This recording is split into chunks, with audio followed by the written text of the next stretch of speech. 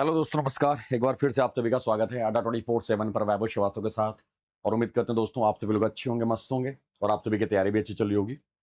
तो भाई फटाफट आ जाइए, श्री गणेश करते हैं हम लोग अपनी इस क्लास का। और दोस्तों आज आप सभी लोग, जैसे कि हम पहले भी डिस्कस कर रखे थे कल में भी, कि आज हम लोग बेस्ट 100 एमसीक्यूज डिस्कस करने वाले हैं यहाँ पर, ठीक है ना।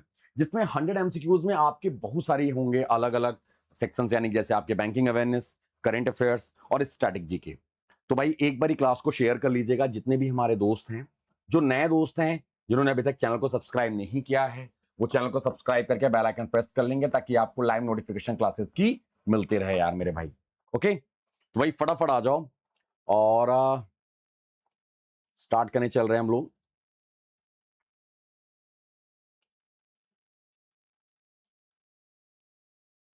और एक बार बता दीजिएगा, गुड इवनिंग हर्षदा, हाय बच्चे।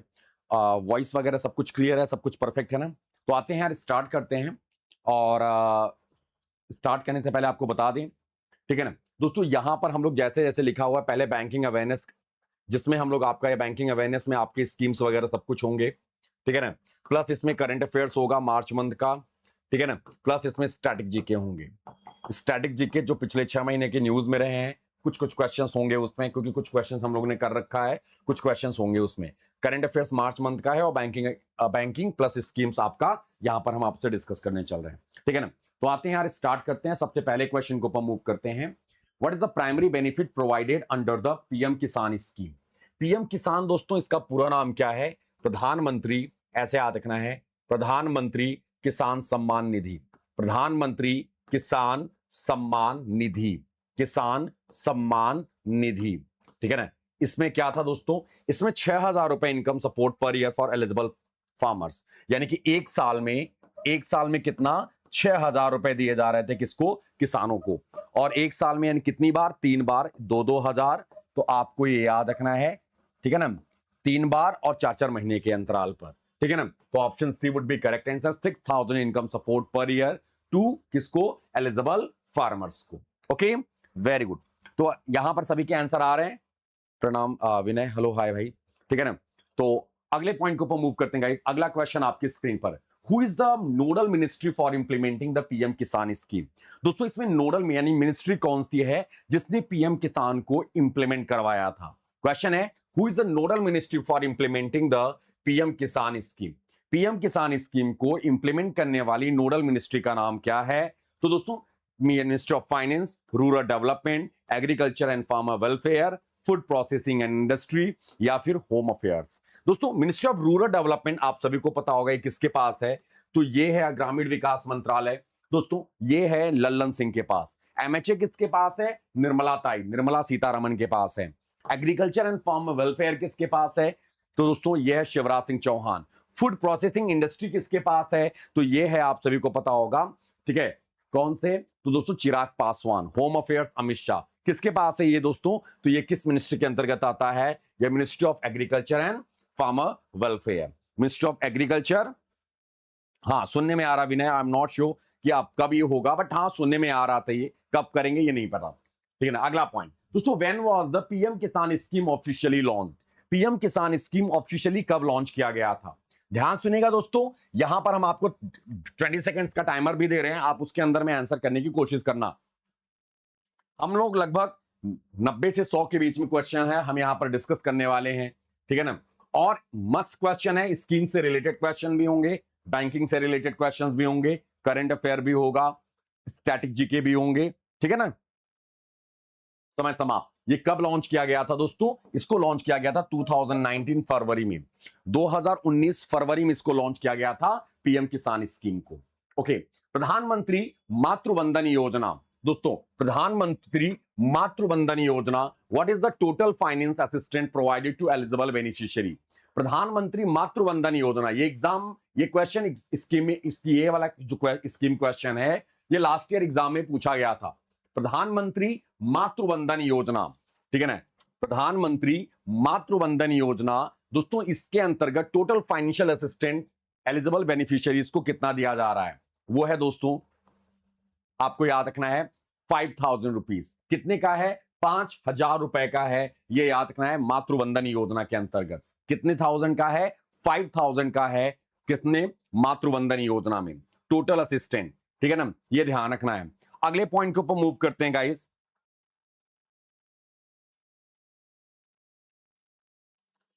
ठीक है ना, अगला पॉइंट गाइस। अच्छा एक चीज और एक चीज और यहां पर आपसे पूछा जा सकता है, ठीक है ना दोस्तों, ये किसके लिए था, और मातृवंदन योजना जो था 5,000 दिया जा रहा था, ये दरअसल किस लिए था, और ये ये मेनली किसके लिए था। तो दोस्तों ये महिला एवं बाल कल्याण मंत्रालय के द्वारा लाया गया था, WCD, women and child development ministry के द्वारा लाया गया था। किसके लिए था, जो लैक्टेटिंग मदर हैं, ठीक है, उनके लिए था, या जो गर्भवती महिलाएं हैं उनके लिए था, ठीक है ना। तो याद रखना है, महिला एवं बाल कल्याण मंत्रालय के द्वारा लाया गया था, और इस स्कीम को दोस्तों लॉन्च किया गया था 2017 में। किस ईयर में हमारी गवर्नमेंट ने लाया था, लॉन्च ईयर क्या था इसका, लॉन्च ईयर है 2017, 2017 में ये लॉन्च ईयर है। इसका पूरा नाम है, प्रधान लिख देते हैं हम यहां पर, इसका पूरा नाम है प्रधानमंत्री, क्या नाम है, प्रधानमंत्री मातृवंदन योजना, मातृवंदन योजना। आप देखो आज हमने 100 क्वेश्चन लाए हैं, तो दोस्तों ये मैक्सिमम क्वेश्चन आपको 20 सेकंड के टाइमर के अंदर आपको अटेम्प्ट करने हैं। आप अपने आप को चेक करो दरअसल कितने क्वेश्चन कर पा रहे हो आप, ठीक है ना, अपने आप को जांचो तो सही, ठीक है ना। अगला पॉइंट दोस्तों, which ministry is responsible for implementing the प्रधानमंत्री मातृवंदन योजना, एंड टाइम स्टार्ट नाउ। कौन सी मिनिस्ट्री दोस्तों दरअसल इसके लिए क्या है, रिस्पॉन्सिबल है। मैंने आपको पहले बताया मातृवंदन योजना, जो महिलाएं प्रेग्नेंट हैं, गर्भवती हैं, और जो लैक्टेटिंग मदर हैं, ठीक है ना, लैक्टेटिंग मदर हैं, ठीक है, उनके लिए ये स्कीम है दोस्तों। और ये स्कीम 2017 में लॉन्च किया गया था, किस मंत्रालय के द्वारा, और मिनिस्ट्री का नाम क्या है, फटाफट जवाब दीजिएगा। Option C Harshada, very good. And बाकी के लोग कहां गए भाई, बाकी के लोग तो अटेम्प्ट करो, क्वेश्चन तो आंसर करो। जी हां, WCD, ऐसे आतना, WCD, ministry of women and child development, women and child development ministry. अगला पॉइंट दोस्तों, मैंने आपको बता रखा है कि आरबीआई क्या करता है, आरबीआई के बहुत सारे पोर्टल्स हैं, बहुत सारे एप्लीकेशंस हैं, तो उसमें से एक है दोस्तों, व्हाट डज प्रवाह, प्रवाह stands for in the context of RBI new initiative. दोस्तों प्रवाह का पूरा नाम क्या है, सबसे मेन एजेंडा क्या है, प्रवाह किसने लॉन्च किया है, प्रवाह पोर्टल आरबीआई का पोर्टल है, ठीक है ना, और ये लॉन्च कब किया गया था, ये आपसे क्वेश्चन आ सकता है, ठीक है ना। आपको जवाब देना है यहां पर, प्रवाह किसके लिए है। प्रवाह दोस्तों आरबीआई के द्वारा लॉन्च किया गया था मई 28, अभी आज कितने तारीख है, आज 29 है ना, कल, यानी कि मई 28 में ऐसे आता है, 28 ऑफ मई 2024, यानी कि अभी 2 साल हुए हैं, एग्जैक्ट 2 साल, ठीक है ना, बिलेटेड हैप्पी बर्थडे था इसका। 28 मई 2024 को प्रवाह पोर्टल लॉन्च किया गया था, और क्यों लॉन्च किया गया, क्या था दोस्तों, इसका प्लेटफॉर्म है for regulatory application validation and authorisation, यानी कि कोई भी एंटिटी जब आरबीआई से क्या लेने जाएगा, अप्रूवल लेने जाएगा, ठीक है ना, क्या लेने जाएगा, अप्रूवल लेने जाएगा, तो दोस्तों ये इसके लिए है, और इसका फुल फॉर्म क्या है, platform for regulatory application validation and authorisation. Okay, अगला पॉइंट दोस्तों, रिटेल डायरेक्ट मोबाइल ऐप क्या है, retail direct mobile app primarily design to help user, retail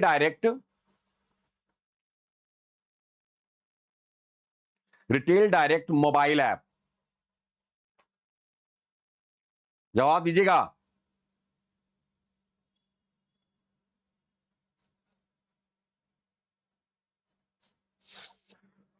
हे भगवान, ठीक है ना दोस्तों, ये कब लाया गया था, तो वो प्रवाह पोर्टल जो था 28 मई को लाया गया था, तो ये लाया गया था मई 29, 2024, 29 मई 2024, और किसके लिए था दोस्तों, ये गवर्नमेंट सिक्योरिटीज के लिए था, ठीक है ना। अब कोई भी नॉर्मल व्यक्ति, हम और आप क्या है, सीधे हम किसके थ्रू यानी खरीद सकते थे, गवर्नमेंट सिक्योरिटीज को खरीद सकते थे, परचेज कर सकते थे, कहां पे, तो प्रवाह पोर्टल यानी कि आरबीआई के वेबसाइट से, ठीक है ना, तो ये ध्यान रखना है। अगला point, which service is offered by IMPS in India, Bharat में आईएमपीएस द्वारा कौन सी सेवा प्रदान की जाती है, which service is offered by IMPS, what is the full form of IMPS, और आईएमपीएस किस ईयर में लॉन्च किया गया था दोस्तों, आईएमपीएस कब लॉन्च किया गया था, आईएमपीएस कब लॉन्च किया गया था, and what is the full form of IMPS, IMPS का पूरा नाम इमीडिएट पेमेंट ठीक है ना। इमीडिएट पेमेंट सर्विस क्या है? इमीडिएट पेमेंट सर्विस, ठीक है ना। और दोस्तों इसका क्या था, मेन एजेंडा क्या था? Real time money transfer through mobile and internet. Option A would be correct answer. और ये लॉन्च किया गया था 2010 में। कब लॉन्च किया गया था? 2010 में इसको लॉन्च किया गया था आईएमपीएस में। आईएमपीएस को दोस्तों, आईएमपीएस पहले क्वेश्चन ऐसे बनता था 24x7। क्या? 24x7 ऐसे याद रखना है। 24x7 कौन है इनमें से, कौन सी? तो आपको याद था 24x7 आईएमपीएस है, इमीडिएट पेमेंट सर्विस, ठीक है ना। Immediate payment service. अगले पॉइंट को मूव करते हैं। अगला पॉइंट दोस्तों, what is the main purpose of two factor authentication in digital banking? Digital banking में टू फैक्टर ऑथेंटिकेशन का मेन पर्पस क्या है? दोस्तों टू फैक्टर ऑथेंटिकेशन अभी आरबीआई ने 1 अप्रैल से मैंडेट कर दिया है, ठीक है ना। बड़े बड़े यानी कि कुछ कुछ चीजों के लिए, कुछ कुछ पेमेंट्स के लिए जो थोड़ा सा ट्रिकी और उन सब पेमेंट्स है उनके लिए, ठीक है ना। तो what is the main purpose of two factor authentication in digital banking? Digital banking में टू फैक्टर ऑथेंटिकेशन का मतलब क्या है? फास्टर ट्रांजैक्शन, या रिड्यूस करना पेपर यूजेज, या इंक्रीज कस्टमर लॉयल्टी, या फिर इनहेंस ट्रांजैक्शन सिक्योरिटी, एंड दोस्तों इंक्रीज ट्रांजैक्शन लिमिट। तो इसका करेक्ट आंसर क्या होगा? टू फैक्टर ऑथेंटिकेशन का मतलब है सिक्योरिटी को इनहेंस करना। अब यहां पर क्या क्वेश्चन दिया हुआ है दोस्तों? यहां पर अच्छा, किसी ने मेरे से क्वेश्चन पूछा आईएमपीएस के द्वारा।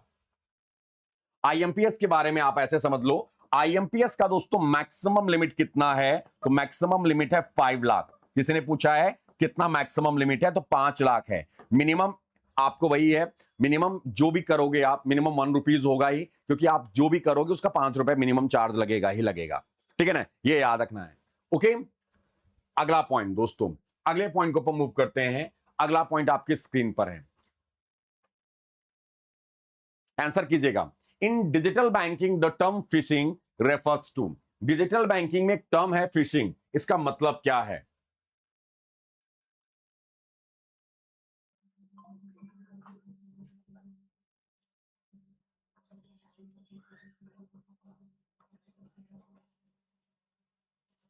फटाफट जवाब दीजिएगा।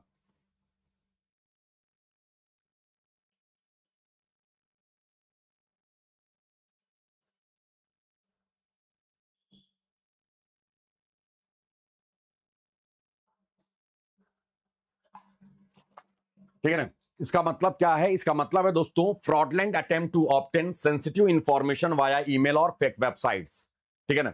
Option B would be correct answer. जी हां, बिल्कुल परफेक्ट आंसर है। अगला point, which of the following is a contactless payment technology? दोस्तों इनमें से कौन सा कॉन्टैक्टलेस पेमेंट टेक्नोलॉजी पे फॉलो करता है?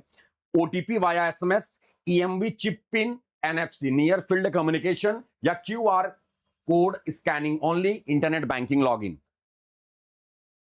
अभी सीए जस्ट, अरे शुभम, सीए तो हो तो रहा था यार, काहे इतना अभी डिस्परेट हो जा रहा हो? अभी अब हुआ तो था 2 दिन, अभी कल फिर से हो जाएगा भाई, कल से फिर हो जाएगा करंट अफेयर, ठीक है ना। अभी इसके बाद भी करंट अफेयर है, काहे लोड ले रहा भाई? ठीक है, इसका करेक्ट आंसर क्या होगा? इसका करेक्ट आंसर है एनएफसी, नियर फील्ड कम्युनिकेशन। अगर आपसे पूछा जाए कि एटीएम किस पे वर्क करते हैं, तो दोस्तों एनएफसी, नियर फील्ड कम्युनिकेशन, ठीक है ना। ये याद रखना, टैप एंड पे, जिसको हम लोग क्या बोलते हैं? Tap and pay. अगला point, in UPI what does the term VPA stands for? UPI में वीपीए किसके लिए स्टैंड करता है? In UPI what does the term VPA stands for? VPA किसके लिए स्टैंड करता है? यूपीआई में वीपीए किसके लिए स्टैंड करता है दोस्तों? यूपीआई में वीपीए किसके लिए स्टैंड करता है?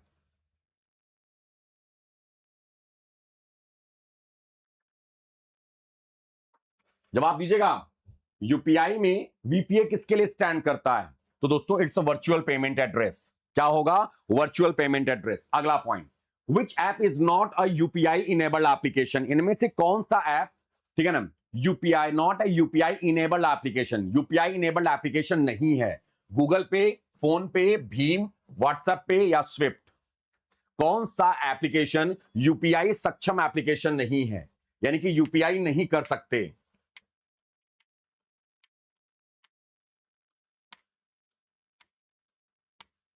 ओके आनंद, आपका शेड्यूल है आनंद, डोंट वरी, क्लास शेड्यूल है, ओके। इसका करेक्ट आंसर है दोस्तों, इसका आंसर होगा स्विफ्ट। स्विफ्ट दोस्तों फंड ट्रांसफर के लिए यूज होता है ओवरसीज में, society for world wide interbank telecommunication, financial telecommunication, ठीक है ना। तो वो स्विफ्ट दूसरा है, ये स्विफ्ट यहां पर, और बाकी के इसमें सब में आपका यूपीआई एनेबल्ड है, ये याद रखना है। यूपीआई एनेबल्ड नहीं है तो वो है स्विफ्ट। अगला पॉइंट कौन सा है? विच of the following is an example of UPI handle? इनमें से कौन सा एक एग्जांपल है दोस्तों यूपीआई हैंडल का? इनमें से कौन सा एक एग्जांपल है यूपीआई हैंडल का? यूपीआई यानी कि यूनिफाइड पेमेंट इंटरफेस, ठीक है ना, यूनिफाइड पेमेंट इंटरफेस, ठीक है ना। एंड दोस्तों यूपीआई का एग्जांपल है, ठीक है ना, इनमें से कौन सा? आपको जवाब देना है कि एक एग्जांपल है यूपीआई का, UPI.webho या webho #UPI या @UPI.com या फिर कुछ इस तरह, या फिर webho @ICICI। कौन सा एक एक्चुअल फॉर्म है?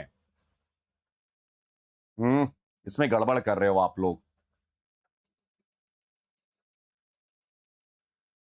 इसका करेक्ट आंसर है ऑप्शन ए वैभव। देखो जब भी कोई बैंक का होगा यूपीआई तो या तो आपका नाम या तो मोबाइल नंबर लगा के @ उस बैंक का होगा। जैसे एक्सिस का होगा तो ओके एक्सिस, आईसीआईसीआई का होगा तो आईसीआईसीआई, ठीक है, आईडीएफसी का होगा तो आईडीएफसी, ऐसे करके होगा। ये कोई फॉर्मेट नहीं है यूपीआई का, ये गलत है सारे, ठीक है ना, ये याद रखना है। अगला पॉइंट, ठीक है ना, अगले पॉइंट को आईएमपीएस अलाउज फंड ट्रांसफर। दोस्तों आईएमपीएस अलाउ करता है क्या? Fund transfer. राधा अभी हम तुरंत ही एसएससी रिफॉर्म कर देते हैं, अभी हम तुरंत ही कर लेंगे बच्चे, ठीक है ना। आप लोग तो थक गए, अब बस मेरा ही बचा हुआ है। अरे बाबू अभी रुक जाओ, हम सबको पता है गलत हो रहा है, सब लोग ने बोला। अड्डा एसएससी अड्डा पर जाके देखो ना, सर लोग कर रहे हैं ना, हम लोग भी साथ ही हैं, ऐसा नहीं है। अभी बैंक की क्लासेस चल रही हैं, ठीक है ना, बैंक की क्लास हो जाने दो। Okay, IMPS allows fund transfer. IMPS fund transfer की सुविधा प्रदान करता है, ठीक है ना। एंड दोस्तों क्या आज आई थिंक सभी को पता होगा 24/7 real time, option B would be correct answer. इसका आंसर आपको सभी को पता होगा, इंस्टेंट फंड ट्रांसफर करता है, ठीक है। एनईएफटी सेटल, ऐसे आतना है, एनईएफटी सेटल क्या है? NEFT settles work on, NEFT निपटान निम्नलिखित पर कार्य करता है, ठीक है ना। एनईएफटी क्या है, किस पे? एनईएफटी का पूरा नाम क्या है दोस्तों? National electronic fund transfer. क्या है? National electronic fund transfer, electronic fund transfer, national electronic fund transfer, NEFT. हाँ राधा आई नो बेटा, बहुत अभी सर लोग अभी गए भी थे, बहुत सारे बवाल भी चल रहे हैं एसएससी अड्डा पे, सर लोग देखो कर रहे हैं, ठीक है ना। National electronic fund transfer. And दोस्तों इसकी बात करें अगर हम लोग, तो ये कब आया था? 2005 में आया था, 2005 में आया था, ठीक है ना, क्या? एनईएफटी। एंड दोस्तों एक चीज याद रखना, इसका मिनिमम और मैक्सिमम लिमिट कोई नहीं है, मिनिमम और कोई मैक्सिमम लिमिट नहीं है, ये याद रखना आप लोगों ने, ठीक है ना। और ये जो फंड ट्रांसफर करता है हाफ आवर बैच में, हाफ आवर्स बैच में ये फंड ट्रांसफर करता है, तो हाफ आवरली बैच ऐसे याद रखना है, यानी कि option B would be correct answer. NEFT settle करता है क्या? हाफ आवर बैच में, क्योंकि एनईएफटी अब 24/7 हो चुका है, आरटीजीएस भी 24/7 है, आईएमपीएस भी 24/7 है, ठीक है, यूपीआई भी 24/7 है। तो आपको ये ध्यान रखना है, ठीक है ना, ये भी पॉइंट आपको अपडेट रखने होंगे। अगला point, minimum amount for RTGS transaction. दोस्तों आरटीजीएस के ट्रांजेक्शन के लिए मिनिमम अमाउंट क्या है? What is the minimum amount, ठीक है ना, what is the minimum amount for RTGS transaction? RTGS transaction के लिए मिनिमम अमाउंट क्या है दोस्तों? आरटीजीएस कब आया था? ये 2004 में आया था। इसका पूरा नाम क्या है? Real time gross settlement. क्या नाम है? Real time gross settlement. समझ में आ रही मेरी भाई? रियल टाइम ग्रॉस सेटलमेंट, ठीक है ना, आरटीजीएस का। आरटीजीएस का मिनिमम कितना ट्रांजेक्शन है? मिनिमम 2 लाख रुपए है। कितना है? 2 लाख। और मैक्सिमम कितना है दोस्तों? No limit. मैक्सिमम की क्या लिमिट है? मैक्सिमम की कोई लिमिट नहीं है आरटीजीएस का। तो दोस्तों यहां पे याद रखना क्या पूछा हुआ है, मिनिमम अमाउंट, तो minimum amount option B, it's 2 lakh rupees. बोलो क्लियर है यार? हाँ या ना? याद रखना ये बहुत नॉर्मल क्वेश्चन है, पटक देगा आपके एग्जाम में। अगर आप आरबीआई असिस्टेंट के लिए जा रहे हो तो ऐसे क्वेश्चन देखने को मिल सकते हैं, याद रखिएगा। अभी बैंकिंग चल रहा है, बैंकिंग के जस्ट बाद आपके करंट अफेयर्स होंगे, फिर आपका लास्ट में स्टैटिक जीके होगा। 100 क्वेश्चंस के करीब है, हम लोग डिस्कस करने वाले हैं, फटाफट ताबड़तोड़ तरीके से हम लोग बैटिंग कर रहे हैं यहां पर, ठीक है। विच code is mandatory for NEFT and RTGS? ये आंसर आपको पता होना चाहिए, जवाब दो। इसका आंसर आपको पता होना चाहिए। इनमें से कौन सा कोड जरूरी होता है, दो जरूरी है गाइस, किसके लिए जरूरी है? तो आपका है एनईएफटी एंड आरटीजीएस के लिए। मेरे भाई एनईएफटी और आरटीजीएस के लिए इनमें से कौन सा कोड जरूरी है? पैन, आईएफएससी, एमआईसीआर, स्विफ्ट या ओटीपी? तो दोस्तों वो है आपका आईएफएससी। Very good. इसका पूरा नाम क्या है? Indian financial system code. इसमें भी से भी क्वेश्चन देखने को मिलता है। Financial system code, Indian financial system code कितने डिजिट का है? 10 डिजिट का है। SBIN 0 1 2 3 4 5 6। ठीक है ना बाबू, आपको ऐसे याद रखना है। आगे के 4 डिजिट, ठीक है ना, बैंक को डिनोट करता है। लास्ट के 6 डिजिट ब्रांच कोड को होता है, ब्रांच कोड। एंड दोस्तों किसके लिए है? और 5th डिजिट क्या होगा? वो हमेशा 0 होगा। ठीक है ना, तो ये 11 डिजिट का होता है। इसको बोलते हैं 11 डिजिट अल्फा न्यूमेरिक कोड। क्या बोलते हैं? 11 डिजिट अल्फा न्यूमेरिक कोड। क्या बोलते हैं? 11 digit alpha numeric code, alpha numeric code. ठीक है ना। अगला point, which NPCI initiative enables linking credit cards with UPI? दोस्तों कौन सा एनपीसीआई इनिशिएटिव इनेबल करता है linking credit card with UPI? UPI के साथ क्रेडिट कार्ड, यानी कि कौन सा क्रेडिट कार्ड अगर आप रखते हो तो आप उसे यूपीआई के साथ लिंक कर सकते हो। ये क्वेश्चन एग्जाम में पूछा जा चुका है लास्ट ईयर। अब आपको लगेगा सर जब पूछा जा चुका है तो क्या दोबारा आ सकता है? नहीं आ सकता, बट फिर भी चांस है किसी ने कहीं ना कहीं पटक दे आपको। तो इनमें से कौन सा यूपीआई एनपीसीआई का एक इनिशिएटिव है जो दोस्तों क्रेडिट कार्ड से लिंक, यानी कि लिंक किया जा सकता है यूपीआई को? तो दोस्तों वो है आपका क्या? Credit on UPI. अगर आपके पास रुपे क्रेडिट कार्ड है, कौन सा क्रेडिट कार्ड है? रुपे क्रेडिट कार्ड है। दरअसल एनपीसीआई इनिशिएटिव पूछा है, तो एनपीसीआई के रुपे किसको संचालित, रुपे को संचालित कौन करता है? एनपीसीआई। तो रुपे क्रेडिट कार्ड है तो आप उसको लिंक कर सकते हो किससे? यूपीआई एप्लीकेशन से। किससे लिंक कर सकते हो? यूपीआई एप्लीकेशन से लिंक कर सकते हो। ओके, अगला point, which of the following is true about AEPS? Aadhaar enabled payment system के रिगार्डिंग कौन सा स्टेटमेंट दरअसल ट्रू है? एईपीएस के बारे में निम्नलिखित में से कौन सा कथन सत्य है? एईपीएस, एईपीएस का पूरा नाम क्या है दोस्तों? एईपीएस का पूरा नाम क्या है? आधार इनेबल्ड पेमेंट सिस्टम। आधार इनेबल्ड पेमेंट सिस्टम, आधार इनेबल्ड पेमेंट सिस्टम। ठीक है ना, आधार इनेबल्ड पेमेंट सिस्टम क्या है? It requires mobile number linked with Aadhaar. It can be used for cash withdrawal, balance inquiry and fund transfer. It is limited to transaction up to 5,000 per day. Yeah, it works only in urban branches. Yeah, it is operated jointly by RBI and NPCI. इससे कोई मतलब नहीं है, इससे कोई मतलब नहीं है। Number linked with Aadhaar, it required mobile number linked with Aadhaar, ये भी कोई मतलब नहीं है। 5,000 पर डे का ट्रांजेक्शन ज्यादा सुटेबल है या कैश विड्रॉल बैलेंस? ये वाला भी नहीं सही है बच्चा। ऑप्शन आपका B is the correct answer. Aadhaar enable payment system क्या होता है दोस्तों? आपको बता दें, जो माइक्रो एटीएम गांव में यूज होता है, माइक्रो एटीएम, जिसको हम लोग बोलते हैं थंब रीडर। क्या बोलते हैं? Thumb reader. थंब रीडर से जब हम लोग फंड ट्रांसफर, ठीक है ना, पैसा निकालते हैं तो वो दोस्तों जो होता है वो यहां पर आपको याद रखना, उसको माइक्रो एटीएम कहा जाता है, उसके थ्रू। तो ये आधार इनेबल पेमेंट सिस्टम, ये ध्यान रखना है। ओके, अगला पॉइंट, अभी एनपीसीआई के प्रोडक्ट पढ़ रहे हो आप लोग, एनपीसीआई के प्रोडक्ट्स हैं, अभी इसके बाद करंट अफेयर्स भी आएगा, ठीक है ना। Which NPCI product is specifically designed for high volume low valued retail transactions across transport, toll and small merchants? ठीक है ना, स्मॉल मर्चेंट्स के लिए है, या स्मॉल मर्चेंट्स जो हैं उनके लिए है, टोल और ट्रांसपोर्ट के लिए, इनमें से कौन सा? ठीक है ना, high volume low value, auto UPI auto pay, NCMC, BBPS, UPI lite, IMPS, कौन सा है? इनमें से कौन सा एनपीसीआई का प्रोडक्ट है?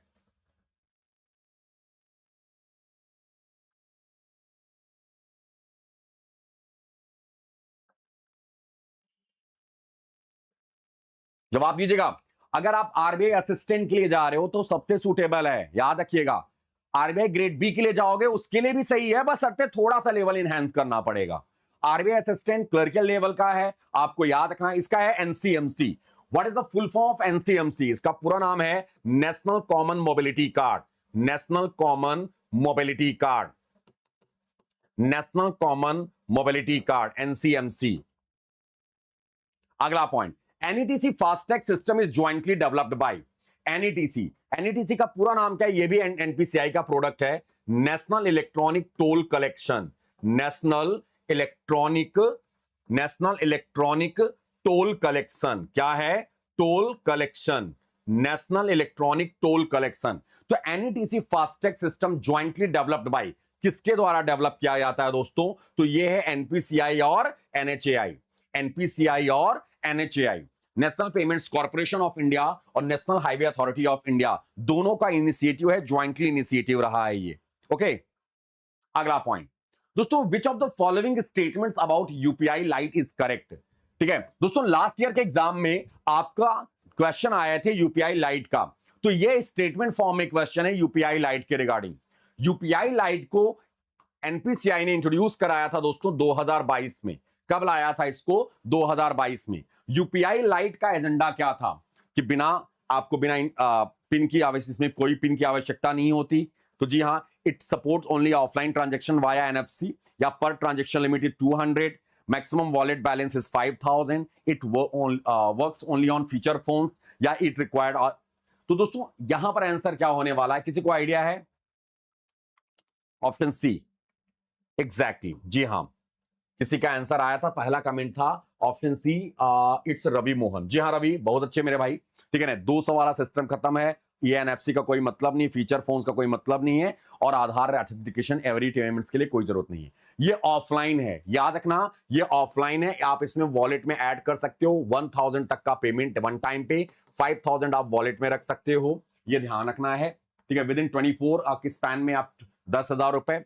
और आपको बता दें कि ये आपका जो ट्रांजैक्शन करते हो इसमें पिन की आवश्यकता नहीं होती है यूपीआई लाइट में। RuPay was officially launched in which year? RuPay को ऑफिशियली किस ईयर में लॉन्च किया गया था? रुपे दोस्तों, रुपे को संचालित कौन करता है? एनपीसीआई। और आपको बता दें, प्योर डोमेस्टिक कार्ड, ऐसे आते हैं domestic card of India, domestic card है इंडिया का। ठीक है ना, नेशनल कार्ड है रुपे। जैसे मास्टर, मैस्ट्रो, वीजा आप जानते हो, वैसे रुपे है, रुपे इंडिया का है, ये किसी दूसरे कंट्री का नहीं है। ये किस ईयर में लॉन्च किया गया था? तो दोस्तों 2012। इसका पूरा नाम क्या है? Rupee payment. क्या है पूरा नाम? Rupee payment. Rupee payment is the full form of RuPay. ठीक है ना,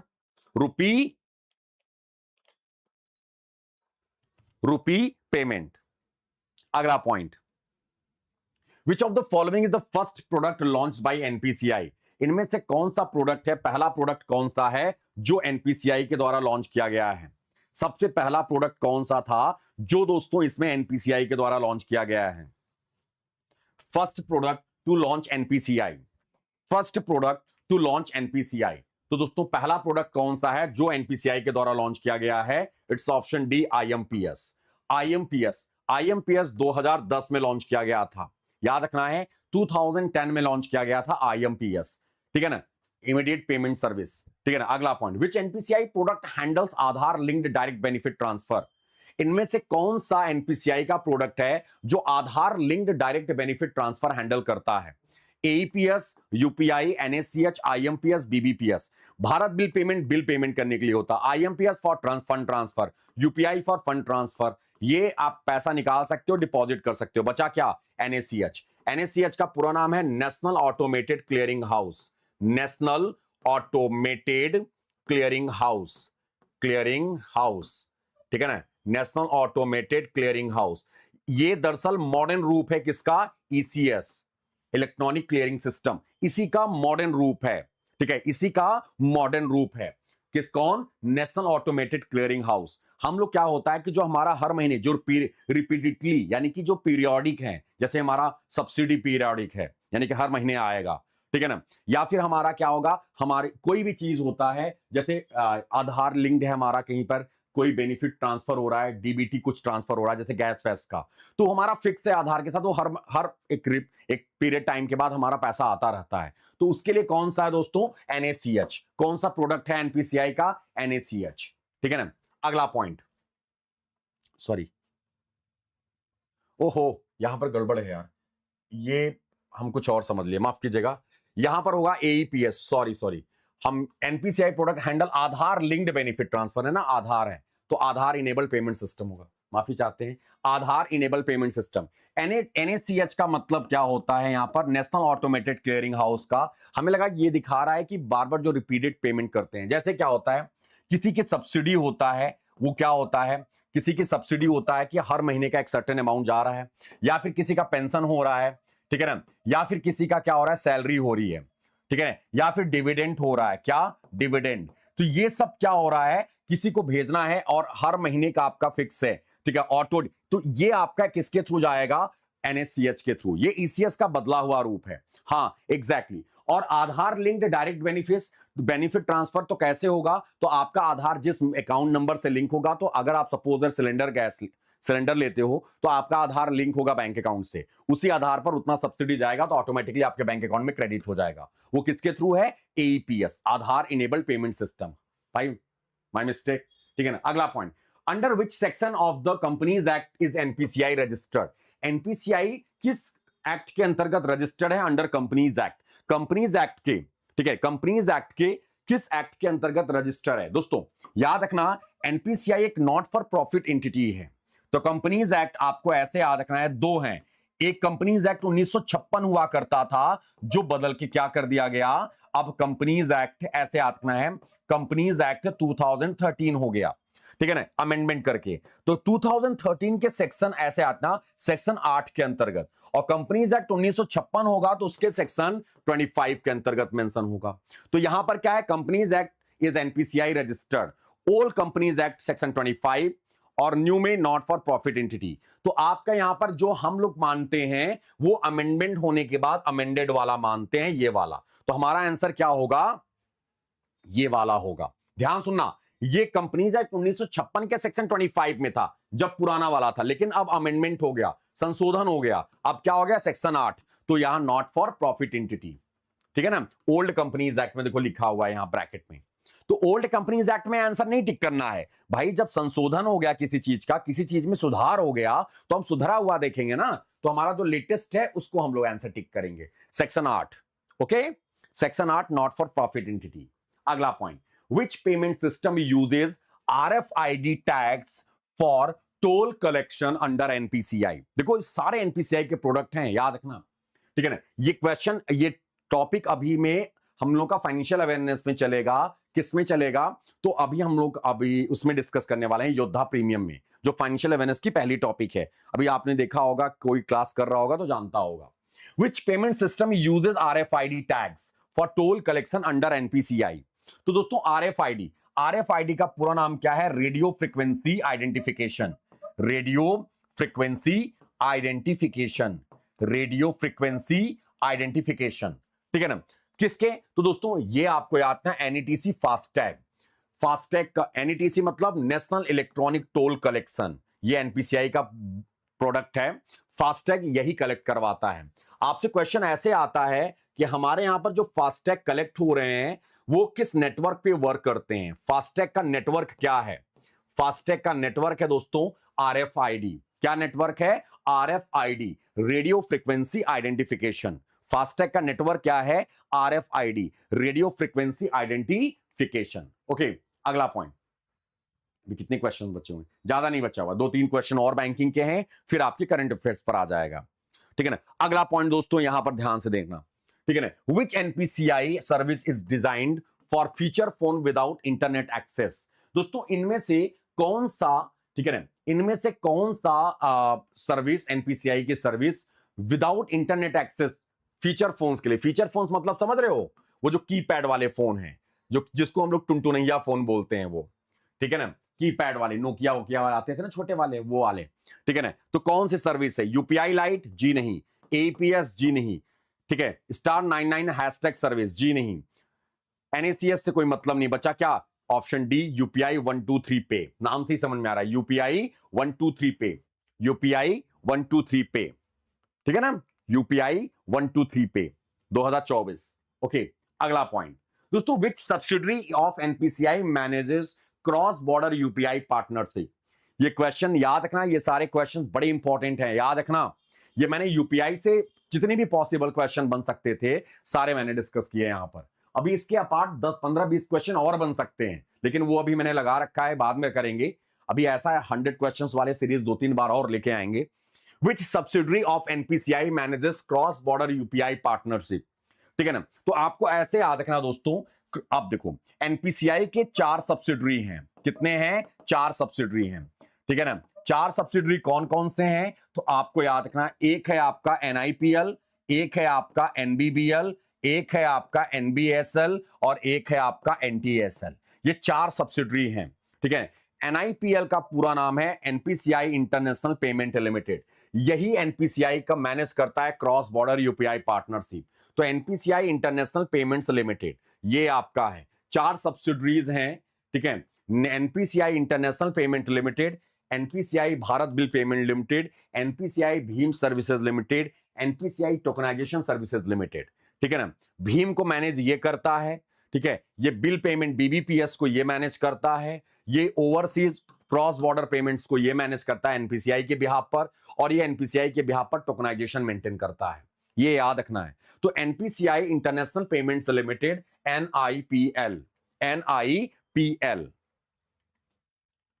समझ में आ रहा है। अगला point, what is the maximum per transaction limit for UPI payments in IPO applications. ये क्वेश्चन भी एग्जाम में आपके पूछा जा चुका है। भाई मेरे आईपीओ एप्लीकेशन के लिए जाते हो, आईपीओ लेने जाते हो, तो आपका क्या होता है, पर ट्रांजैक्शन मैक्सिमम कितना कर सकते हो।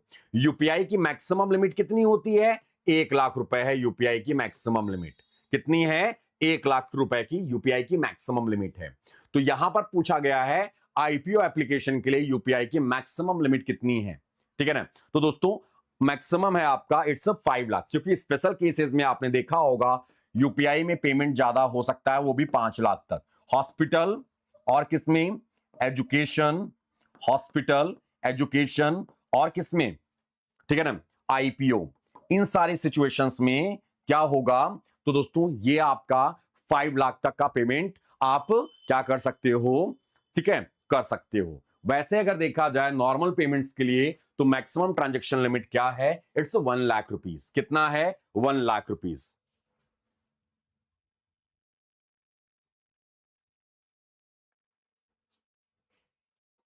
ठीक है ना।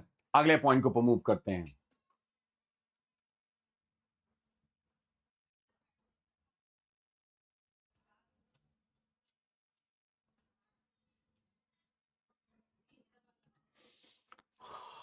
इसका कल हम लोग यहीं पर थे ना।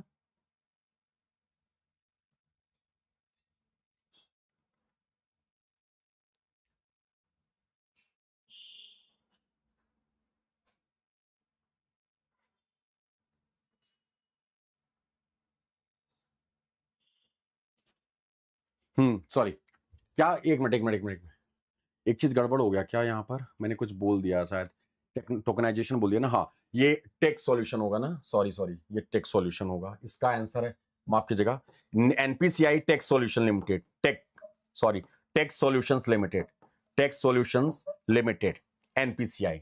एनटीएसएल का पूरा नाम है एनपीसीआई। हाँ, यहाँ किसी का कमेंट भी आया था, एनपीसीआई टेक सॉल्यूशन लिमिटेड, ठीक है। एनपीसीआई का एनटीएसएल है, जो सबसे लेटेस्ट है, 2025 में आया है, ठीक है, इसकी सब्सिडरी बॉडी।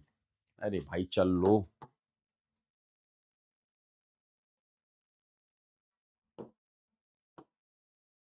एक मिनट रुकना यार, एक मिनट रुक जाना, कुछ गड़बड़ हो गया, हैंग कर गया।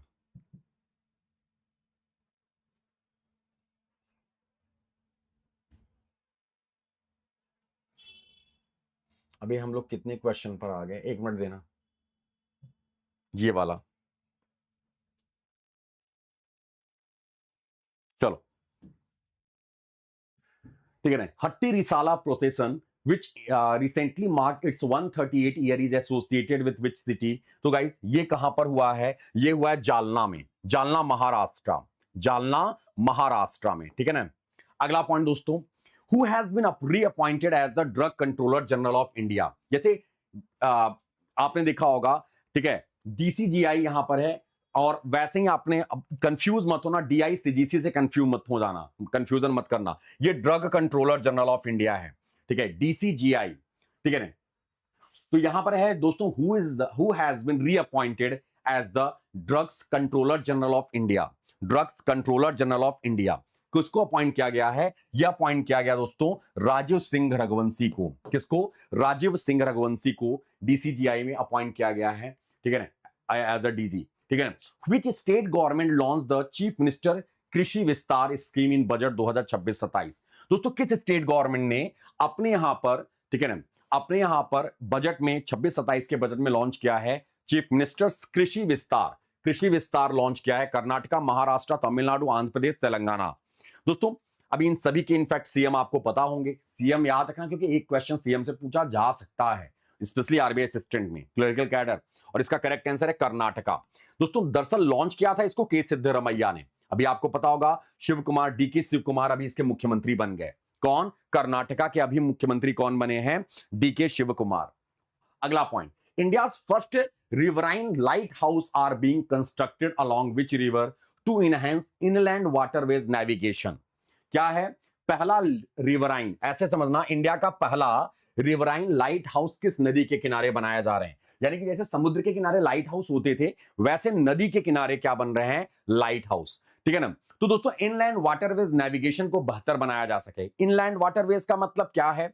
आपने जानते होंगे दोस्तों, अभी में जैसे गंगा जी के थ्रू अब क्या हो रहा है, शिपमेंट आ रहे हैं, ठीक है ना, उधर हल्दिया से, वेस्ट बंगाल हल्दिया से होते हुए बनारस तक आ रहा है वो शिपमेंट, बनारस में उतर रहा है, ताकि उससे क्या होगा, ट्रांसपोर्टेशन की कॉस्ट कम हो, पोल्यूशन कम हो, तो ये सारी चीजें, ट्रैफिक कम हो, ठीक है, रिस्क कम हो, तो ये सारी चीजों को ध्यान में रखते हुए किस रिवर के ऊपर? तो दरअसल ये बनाया जा रहा दोस्तों ब्रह्मपुत्रा रिवर, ब्रह्मपुत्रा रिवर के ऊपर बनाया जा रहा है रिवराइन लाइट हाउस। याद रखना, riverine light house, okay, Brahmaputra river के ऊपर। अगला point, which bank has raised 10,000 crore rupees, 10,000 crore through the issuance of Series I-1 long-term green infrastructure bond in March 2026? ठीक है, सीरीज आई, ठीक है ना, यहां पर है series I long term green infrastructure bond. देखो जो सीरीज होते हैं ना, ये बताता है कि किस टाइप के फंड रेज किए जा रहे हैं। जैसे आपने देखा होगा कि आपने सुनते होंगे कि इस कंपनी ने ये फंड रेज किया, इतने बिलियन यूएस डॉलर का फंड रेज किया, series A, series B, series C, series D. तो ये दिखाता है, ये दर्शाता है कि कितने बार फंड रेज किए। तो यही है series I long term green infrastructure bond in March 26, ठीक है। किसने लॉन्च किया दोस्तों? किसने फंड रेज किया है? 10,000 करोड़ रुपए का, वो है बैंक ऑफ बड़ौदा। दोस्तों बैंक ऑफ बड़ौदा के एप्लीकेशन का नाम क्या है? Bob world. क्या नाम है? Bob world. बॉब वर्ल्ड किसके एप्लीकेशन का नाम है? बैंक ऑफ बड़ौदा के, ठीक है। दोस्तों बैंक ऑफ बड़ौदा 1908 में इसका आया था और इसका हेडक्वार्टर कहां पर है? वडोदरा, गुजरात में। और इसके फाउंडर कौन थे? सयाजीराव गायकवाड़ थर्ड। कौन थे? Sayaji Rao Gaekwad third. Sayajirao Gaekwad third is the founder of किसके? बैंक ऑफ बड़ौदा के। ओके, अगला पॉइंट, अगला point, which financial institution launch the Sfurti? Sfurti program aimed at empowering women entrepreneurs in India. दोस्तों भारत में महिला एंटरप्रेन्योर्स को मजबूत बनाने के मकसद से किस फाइनेंशियल इंस्टीट्यूशन ने स्फूर्ति प्रोग्राम लॉन्च किया है? Bajaj finance, Mahindra finance, L&T finance, Muthoot finance या श्रीराम फाइनेंस? नाम सुना होगा आप लोगों ने, स्फूर्ति, ठीक है ना। स्फूर्ति किसने लॉन्च किया है दोस्तों? और इसको लॉन्च किया है एल&टी फाइनेंस ने। किसने? एल&टी फाइनेंस ने, ठीक है ना। अगले पॉइंट को मूव करते हैं। Which ministry launch the second phase of the विकसित भारत युवा कनेक्ट प्रोग्राम? किस मिनिस्ट्री ने लॉन्च किया दोस्तों सेकंड फेज? क्या लॉन्च किया है? सेकंड फेज लॉन्च किया है विकसित भारत युवा कनेक्ट प्रोग्राम।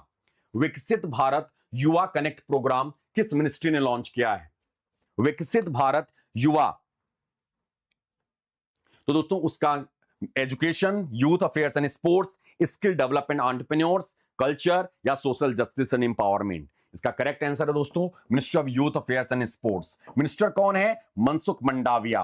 कौन है? मनसुख मंडाविया। मनसुख मंडाविया, ठीक है ना। दोस्तों इनके पास कौन सी और मिनिस्ट्री है? Labour and employment. और कौन सी मिनिस्ट्री है? लेबर एंड एम्प्लॉयमेंट मिनिस्ट्री इन्हीं के पास है। अभी दोस्तों आप सभी लोग जानते होंगे मनसुख मंडाविया ने क्या है, योगासन वर्ल्ड चैंपियन, वर्ल्ड योगासन चैंपियनशिप का इनॉग्रेशन किया है। 4 से 6 जून को चलेगा। कहां पर? अहमदाबाद, गुजरात में। ओके, अगला point, who became the first Indian house ambassador of the luxury brand Chanel? ठीक है ना। क्या है? तो दोस्तों यहां पे देखो चैनल लिखा हुआ, चैनल कई बार गड़बड़ किए थे लोगों ने। इनफैक्ट हम भी जब पहली बार हम देखे तो हम भी यही पढ़े चैनल दरअसल। ठीक है, तो दोस्तों इसका ब्रांड एम्बेसडर किसको अपॉइंट किया गया? इसका ब्रांड एम्बेसडर अपॉइंट किया गया भविथा मंडावा को। भविथा, देखो ब्रांड एम्बेसडर जो भी है आपके, जैसे कि आपसे पूछा जा सकता है, ठीक है, और बैंकों के ब्रांड एम्बेसडर, जैसे स्टेट बैंक ऑफ इंडिया का ब्रांड एम्बेसडर कौन है? स्टेट बैंक ऑफ इंडिया का ब्रांड एम्बेसडर, ठीक है ना। बैंक ऑफ बड़ौदा की पहली महिला ब्रांड एम्बेसडर कौन है? पंजाब नेशनल बैंक की पहली महिला ब्रांड एम्बेसडर कौन है? ऐसे वाले क्वेश्चन। भविथा मंडावा दोस्तों इसके ब्रांड एम्बेसडर हैं, ठीक है ना, भविथा मंडावा। अगला पॉइंट, अब यहां पे देख सकते हो डरमा कंपनी की सानिया मिर्जा, ठीक है, Sachin Tendulkar global champion of for road safety by the United Nations, Shikhar Dhawan खेल India Mahakumbh, A R Rahman DSC developers, M S Dhoni goodwill ambassador हैं पुणे ग्रैंड टूर के, Amitabh Bachchan Reliance Campa sure packaged water. हाँ, हरमनप्रीत कौर एग्जैक्टली, और स्मृति मंधाना उसकी हैं, बॉब के सचिन तेंदुलकर एग्जैक्टली, जी हाँ। अगला पॉइंट दोस्तों, विच of the following ministries launch the nation wide social media campaign से नो टू प्रॉक्सी सरपंच? यानी कि क्या याद है ग्रामीण क्षेत्रों में क्या होता था? प्रधानपति कहते थे, क्या याद है वो मंजू देवी वाले प्रधान? याद होगा, पंचायत आप लोग देखते हो तो मंजू देवी प्रधान थी, लेकिन क्या थे? प्रधान जी दूसरे थे, उनके पति ही प्रधान बन के टहलते थे। लेकिन चुनाव किसने जीता था? मंजू देवी ने। तो वही वाला है कि भैया से no to proxy sarpanch to address the practice of sarpanch pati in village governance. ये चीजें, ये इन चीजों को खत्म करना है, इन चीजों को क्या करना है? खत्म करना है,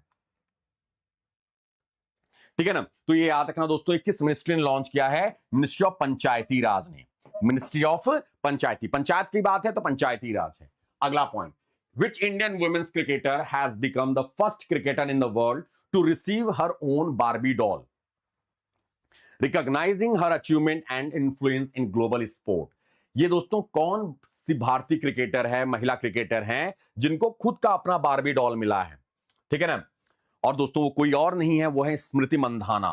कौन है? स्मृति मंधाना, वेरी गुड, बहुत अच्छे, स्मृति मंधाना। हाँ, रवि रंजन सिंह है, पंचायती राज मंत्रालय इन्हीं के पास है, ग्रामीण विकास मंत्रालय, पंचायती राज माफ कीजिएगा, ग्रामीण विकास एवं कृषि एवं ग्रामीण विकास और मिनिस्टर ऑफ एग्रीकल्चर, वो मामा जी हैं शिवराज सिंह चौहान, ठीक है ना। अगले पॉइंट के ऊपर, who took oath as the 30th governor of Himachal Pradesh? Himachal Pradesh की दो कैपिटल हैं, एक है दोस्तों शिमला और एक है आपका धर्मशाला। कौन है? शिमला और धर्मशाला, शिमला और धर्मशाला, ठीक है ना। सुखविंदर सिंह सुक्खू साहब आप सभी लोग जानते होंगे। तो हिमाचल प्रदेश के तीसरे गवर्नर कौन है दोस्तों? तो हिमाचल प्रदेश के तीसरे गवर्नर हैं, ठीक है, कविंदर गुप्ता। कौन है? कविंदर गुप्ता। अगला पॉइंट, जिष्णुदेव दोस्तों किस स्टेट के क्या बने हैं? गवर्नर अपॉइंट किए गए हैं रिसेंटली। जिष्णुदेव, देखो दो चीजें हैं, एक गवर्नर और क्या, एक तो गवर्नर वाला क्वेश्चन और दूसरा कौन सा क्वेश्चन दोस्तों? और वो है आपका सीएम। ये दोनों चीजें आपसे पूछी जा सकती हैं, ठीक है ना। तो दोस्तों यहां पर क्वेश्चन है, क्या जिष्णुदेव माफ कीजिएगा, जिष्णुदेव वर्मा, अरे यार जिष्णुदेव वर्मा को किस स्टेट का गवर्नर अपॉइंट किया गया है? महाराष्ट्र, ठीक है ना, महाराष्ट्र, माफी चाहते हैं यार, ठीक है ना। Union cabinet chaired by Narendra Modi approved the declaration of Madurai Airport as an international airport. It is located in which state? Madurai. Madurai Airport. Madurai Airport as an international airport. इनको इंटरनेशनल एयरपोर्ट का tag दिया गया। किस airport को? Madurai airport को, ठीक है ना। तो दोस्तों मदुरई एयरपोर्ट किस स्टेट में है? तो आपको याद रखना है, वो है आपका तमिलनाडु। यहां के सीएम कौन है? सी जोसेफ, यानी कि विजय, ठीक है ना, थलपति विजय, ठीक है ना। ऐसे याद रखना दोस्तों। एक चीज और, अभी यहां पर इलेक्शन हुआ तो उस समय मोदी जी क्या कर रहे थे? बैक टू बैक दौरे चल रहे थे उनको तमिलनाडु के। तो मदुरई में मीनाक्षी टेंपल भी है। कौन सा टेंपल है? मीनाक्षी टेंपल, ठीक है ना। कौन सी टेंपल है? मीनाक्षी टेंपल कहां पर है? मदुरई में, ये ध्यान रखना। तो मदुरई एयरपोर्ट को इंटरनेशनल एयरपोर्ट का इनको टैग दिया, इन्होंने दे दिया, यानी कि अब वहां पर इंटरनेशनल फ्लाइट इधर से उधर जाएंगे आएंगे, ठीक है ना, ऐसे याद रखना है। अगला पॉइंट दोस्तों, पीबी शब्द व्हाट इज पीबी शब्द? अभी हाल ही में न्यूज में रहा था दोस्तों एक टर्म पीबी शब्द क्या है? एक रेडियो चैनल है, एक न्यूज शेयरिंग प्लेटफॉर्म है, या एक गवर्नमेंट की पॉलिसी है, या सोशल मीडिया ऐप है, या स्पोर्ट्स नेटवर्क है? क्या है पीबी शब्द? तो दोस्तों ये दरअसल एक है न्यूज शेयरिंग प्लेटफॉर्म। शब्द शब्द जैसे कहते हैं एक भी शब्द मत बोलना, वही वाला पीबी शब्द क्या है? एक न्यूज शेयरिंग प्लेटफॉर्म है, न्यूज शेयरिंग प्लेटफॉर्म है, ठीक है, पीबी शब्द, जो अभी हाल ही में न्यूज में रहा था, ठीक है ना। अगला point, which organisation partnered with Tata electronics to promote electronics manufacturing in India? In India, जवाब दीजिएगा।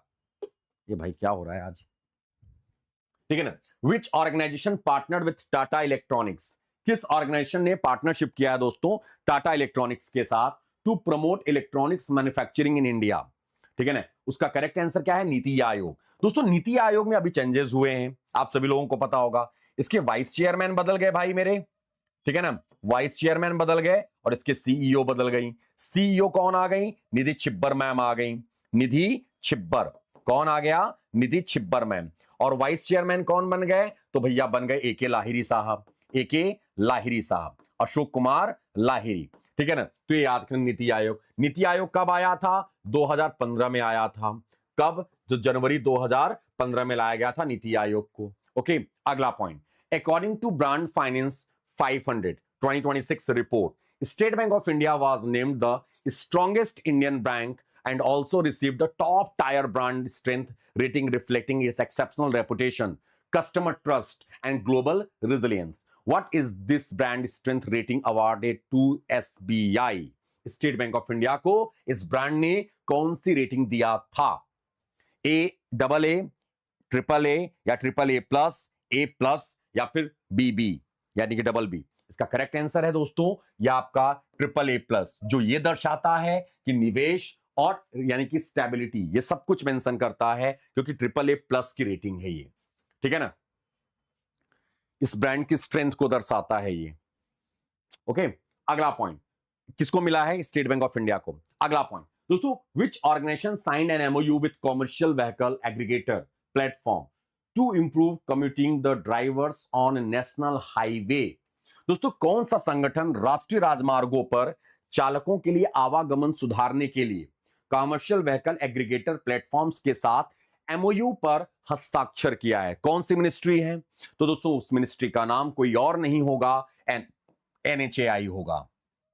माफ कीजिएगा, मिनिस्ट्री पूछ रहे हैं किसके द्वारा, किस ऑर्गेनाइजेशन के साथ? तो national highway authority of India के साथ। अब मिनिस्ट्री तो आपको पता ही होगा, मिनिस्ट्री ऑफ रोड ट्रांसपोर्ट। कौन है यार? नागपुर वाले। नागपुर में कौन है? तो दोस्तों नागपुर कॉन्स्टिट्यूएंसी किसकी है? नितिन गडकरी की। किसकी है? नितिन गडकरी, नितिन गडकरी। तो ये ध्यान रखना आप लोगों ने।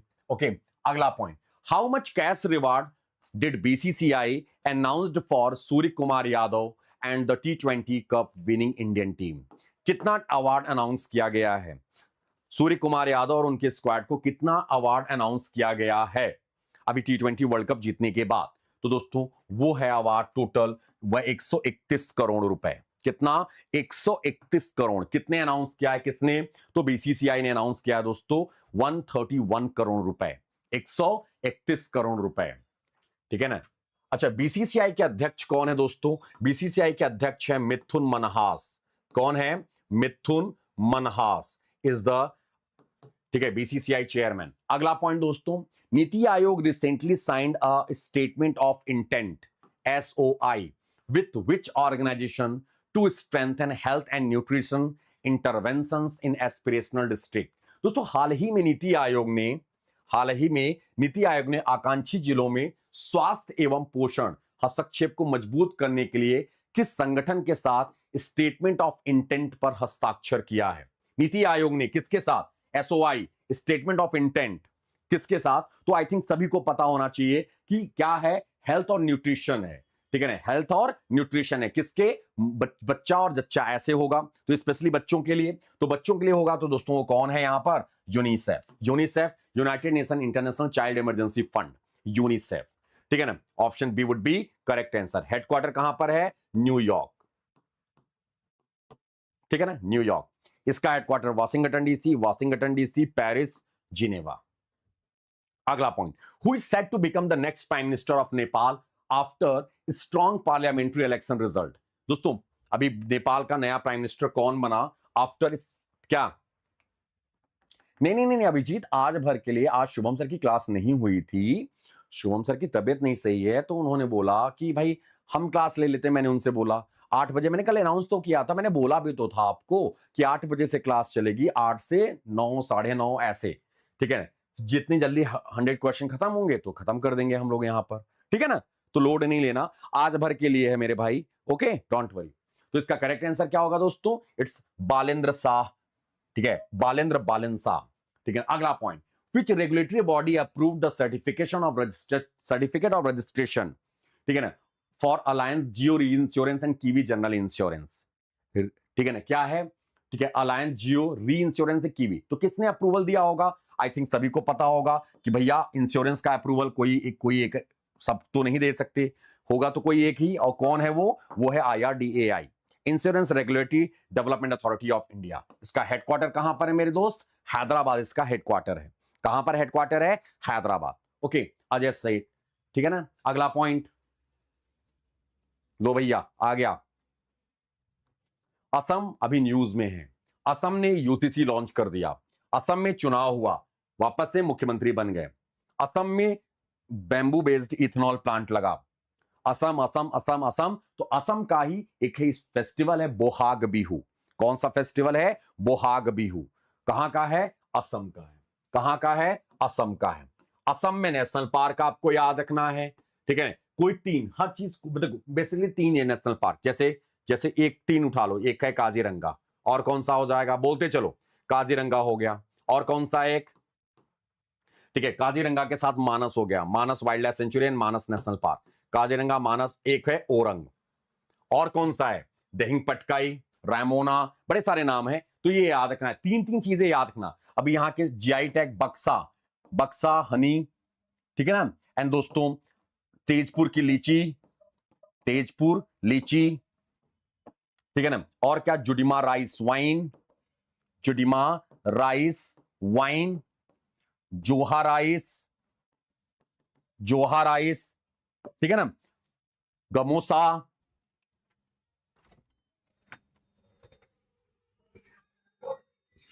ठीक है ना। तो ये सारे क्या है दोस्तों? ये हमें लगा बारिश हो रही है क्या, दिल्ली में मौसम बहुत खराब है, ठीक है ना। तो ये आपका क्या है? तो दोस्तों ये है आपके यहां से अगला पॉइंट। अगले पॉइंट को, what is the currency of Philippines? कितने लोग जवाब देंगे?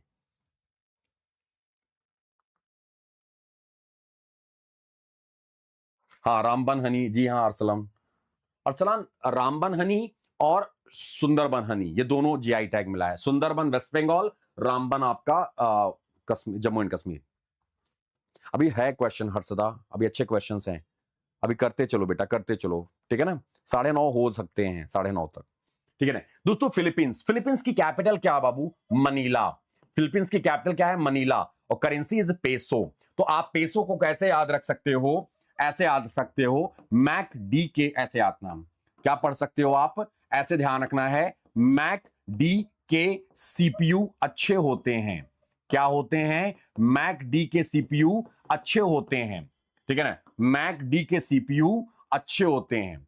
एम से मैक्सिको, ध्यान सुनना, ए से अर्जेंटीना, एक क्वेश्चन से ढेर सारे क्वेश्चन बन जाएंगे। सी से चिली, ठीक है ना।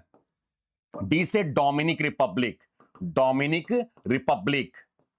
डी से डोमिनिक रिपब्लिक। सी से क्यूबा, सी से कोलंबिया, ठीक है ना। बी से फिलीपींस, क्या है? फिलीपींस, और यू से उरुग्वे, तो याद रखना है, Mexico, Argentina, Chile, Dominic Republic, Cuba, Colombia, Philippines और उरुग्वे, सबकी करेंसी क्या है? पेसो। तो ऐसे याद रखना है, मैक डी के सीपीयू अच्छे होते हैं। क्या होते हैं? मैक डी के सीपीयू अच्छे होते हैं, ठीक है ना। अगला पॉइंट, चलो इसका आंसर जवाब दो, बिना गूगल किए आंसर करना फटाफट। और हम बता रहे हैं, मेरा फोकस आपने देखा होगा स्टैटिक में नॉर्थ ईस्टर्न स्टेट्स को ज्यादा हो रहा है, और उन स्टेट को ज्यादा फोकस कर रहे हैं जिन स्टेट में इलेक्शंस थे। मुझे ऐसा पता नहीं क्यों, इंट्यूशन कह लो या जो भी कह लो, ये बार बार आ रहा है कि वो स्टेट क्वेश्चन एग्जाम में आ सकता है, ठीक है ना। एग्जैक्टली। आकाश 48 नंबर। ओके देखो, माउलिंग नेशनल पार्क, ऐसे याद रखना, मैंने आपको ट्रिक बताया था। अरुण नाम का पक्के माली नौकरी करता है, पक्के माली नौकरी करता है, नौकरी करता है, ठीक है ना। अरुण से हो जाएगा अरुणाचल प्रदेश, नाम से हो जाएगा नाम दफा, क्या हो जाएगा, नाम दफा। पक्के से हो जाएगा पकुई टाइगर रिजर्व, पकुई टाइगर रिजर्व, ठीक है ना। माली से हो जाएगा Mouling national park, Mouling national park कहां पर है, अरुणाचल प्रदेश, कहां पर है, अरुणाचल प्रदेश में, ठीक है ना। याद रहेगा आप सभी को, याद रखना, अरुण नाम का पक्के माली नौकरी करता है।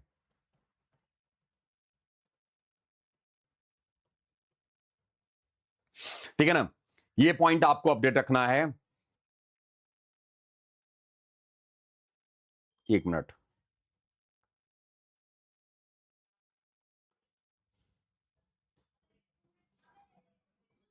और एक और है, ध्यान सुनना, ठीक है ना। एक और टाइगर रिजर्व है, याद रख लेगा आप लोग, ठीक है, जिसका नाम है कमलंग, कमलंग टाइगर रिजर्व। ये भी एग्जाम में आ चुका है। एक है पकुई टाइगर रिजर्व, पखुई पखुई पढ़ते हैं, पखुई टाइगर रिजर्व। एक है कमलंग टाइगर रिजर्व। कौन सा टाइगर रिजर्व, कमलंग। तो उसमें नौकरी यहां का नहीं है बेटा, मेघालय का है शुभम, ठीक है ना। तो ऐसे आतना है, अरुण नाम का पक्के माली, ठीक है ना, कहां, कमलंग में नौकरी करता है, कमलंग में नौकरी करता है। ट्रिक बना लो, अरुण नाम का पक्के माली कमलंग में नौकरी करता है, बस एक स्टेटमेंट बन जाएगा आपका। अगला point, in which state is the Kempegowda international airport situated. अभी मतलब मैंने आपको, अगर आपने देखा होगा, ये क्वेश्चन मैंने करा रखा है, ठीक है ना। करंट अफेयर्स में भी हम स्टैटिक करा रहे होते हैं, तो आपको बता रखा है ये, ठीक है ना। फटाफट जवाब दीजिएगा। आपने देखा होगा दोस्तों, आज के ही करंट अफेयर्स में ये सुना होगा, डीके शिव कुमार क्या बन गए, मुख्यमंत्री बन गए। कहां के, कर्नाटका के। कर्नाटका की कैपिटल बैंगलोर, और बैंगलोर दोस्तों आप सभी को पता होगा, वहीं पर एक नेशनल वो है, क्या नाम है, कैंपेगौड़ा। दोस्तों कर्नाटका के नेशनल पार्क की बात करें तो वो आपका है बांदीपुर, ठीक है ना, Bandipur national park, ANSI national park, ठीक है ना। फिर आता है आपका बैनरघट्टा नेशनल पार्क, कौन सा, बैनरघट्टा। और एक नाम आता है कुद्रेमुख, क्या नाम आता है, कुद्रेमुख, ठीक है। आंसी, बैनरघट्टा और कुद्रेमुख, ठीक है ना। Karnataka, option D would be correct answer, option D would be correct answer दोस्तों, ये ध्यान रखना है। अगला point, rock garden situated. Rock garden कहां पर है दोस्तों, अभी यहां पर, यहां की सीएम और बहुत सारी चीजों के लेके बवाल हुआ था, ठीक है ना। आपने सुना होगा कि यहां पर इनको फ्लोट टेस्ट करना पड़ा, इन यहां के सीएम को, यहां के मुख्यमंत्री को, ठीक है ना, फ्लोट टेस्ट करना पड़ा यहां के मुख्यमंत्री को।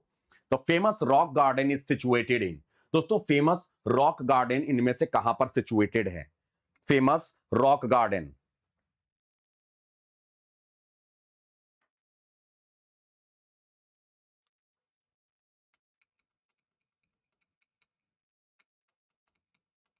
Very good, it's correct answer is Chandigarh. चलो अगला पॉइंट, आदि पेरक्कू फेस्टिवल सेलिब्रेटेड। देखो ये स्टैटिक क्वेश्चन है और ये सब घटनाएं घट चुकी हैं स्टैटिक बट करंट से रिलेट करके। आदि पेरक्कू फेस्टिवल सेलिब्रेट होता है दोस्तों, कौन सा फेस्टिवल, आदि पेरक्कू फेस्टिवल। भाई अभी 60 क्वेश्चन, अभी लगभग 25 क्वेश्चन 30 क्वेश्चन के करीब है, 60 यानी 90 क्वेश्चन के अप्रॉक्स है, ठीक है ना। तो फटाफट जवाब दीजिएगा, 95 है, अप्रॉक्स 100 ही होगा लगभग, ठीक है ना। 35-40 क्वेश्चन बचे हुए हैं।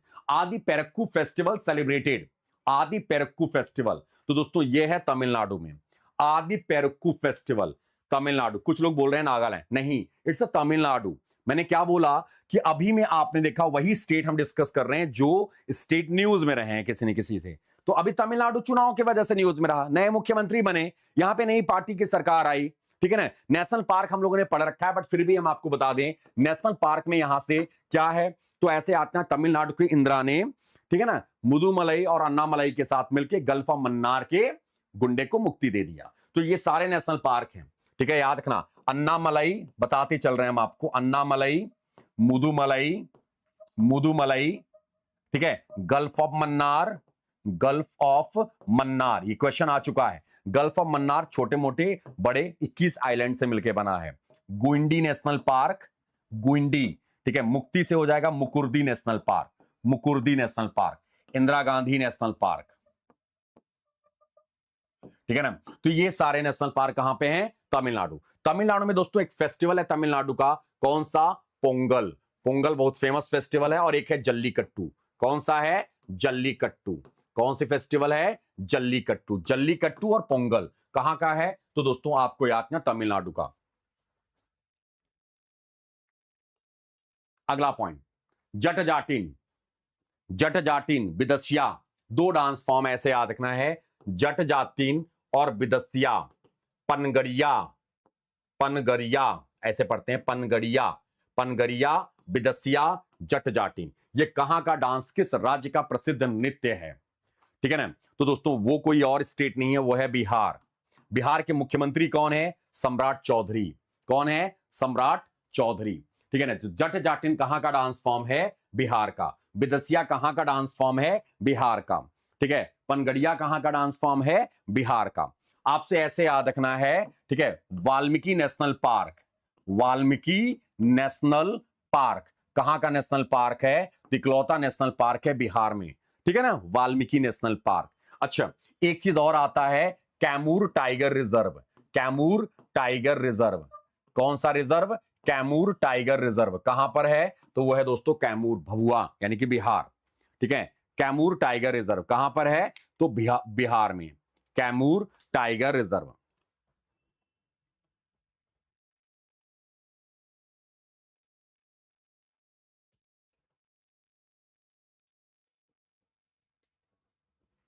क्लियर है यार?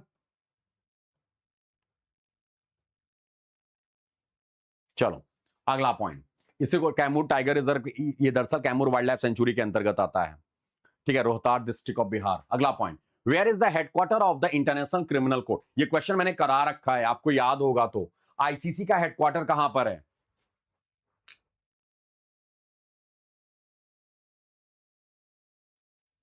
इसका हेडक्वार्टर है दोस्तों द हैग। अभी आपने देखा होगा मोदी जी गए थे नीदरलैंड्स, ठीक, तो आपको पता होगा। अगला पॉइंट दोस्तों, सिप्री।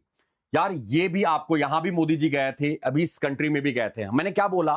मैंने उन उन कंट्रियों को उठाया है, उन उन कंट्रियों के स्टैटिक क्वेश्चंस को उठाए हैं जो किसी न किसी कारण से, भले से इतू सी न्यूज की वजह से न्यूज में रहे होंगे, बट होंगे जरूर।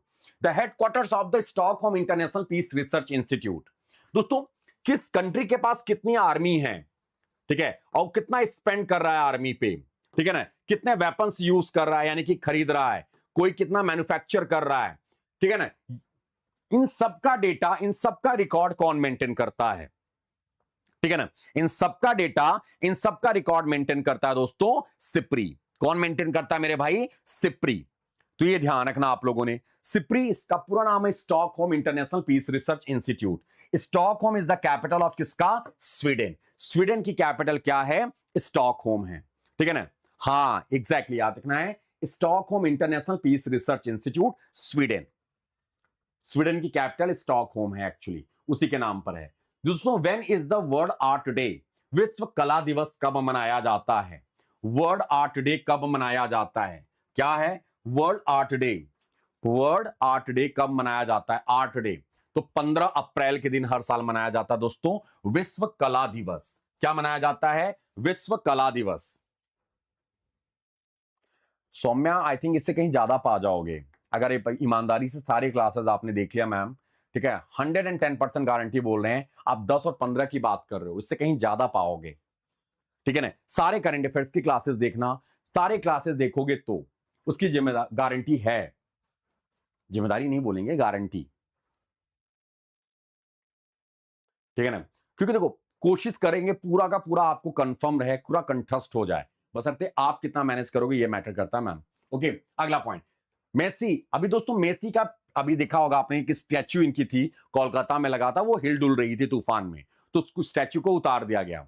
अभी गोट एक वो चल रहा था टूर, उसमें मेसी इंडिया में आए थे, कोलकाता में थे, ठीक है ना। तो ये ध्यान रखना है किस कंट्री से हैं, अर्जेंटीना। किस कंट्री से हैं दोस्तों, अर्जेंटीना। अर्जेंटीना की कैपिटल क्या है, ब्यूनस आयर्स।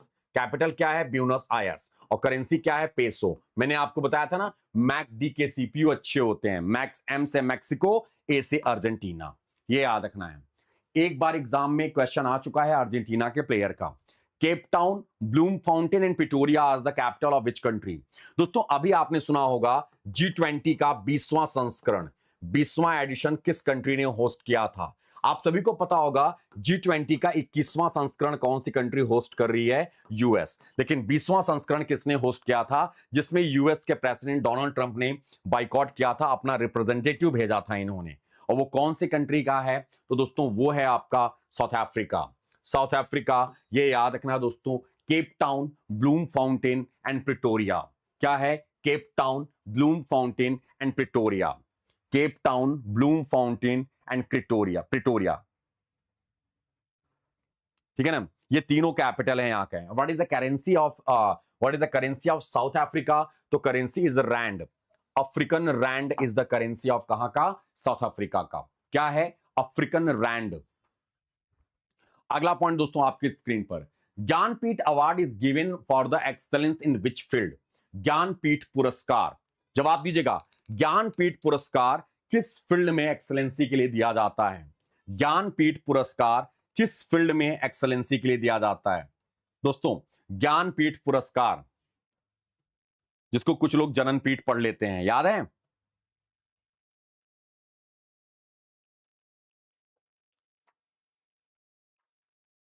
आपको किसको दिया गया दोस्तों, एक तमिल पोएट हैं, तमिल लैंग्वेज के लिए, आर वैरामुथु। क्या नाम है, आर वैरामुथु। ये लिटरेचर के क्षेत्र में जाता है, आर वैरामुथु। आर वैरामुथु किस लैंग्वेज के राइटर हैं, किस लैंग्वेज के राइटर हैं दोस्तों, जिनकी लैंग्वेज है तमिल। किस लैंग्वेज के राइटर हैं, तमिल लैंग्वेज, आर वैरामुथु। ठीक है, किस सेक्टर के लिए दोस्तों, ये लिटरेचर क्षेत्र से बिलोंग करता है दोस्तों, ये ध्यान रखना है, आर। और ये दोस्त इनको ये न्यूज कब का था, ये मार्च मंथ का न्यूज है, आर वैरामुथु। ठीक है, इनको दिया गया था। अगले पॉइंट के ऊपर मूव करते हैं गाइस। अगला पॉइंट है Ramappa temple. Ramappa temple is located in which part of India. दोस्तों रामप्पा टेम्पल भारत के किस हिस्से में लोकेटेड है, कौन सा टेम्पल, रामप्पा टेम्पल भारत के किस भाग में स्थित है।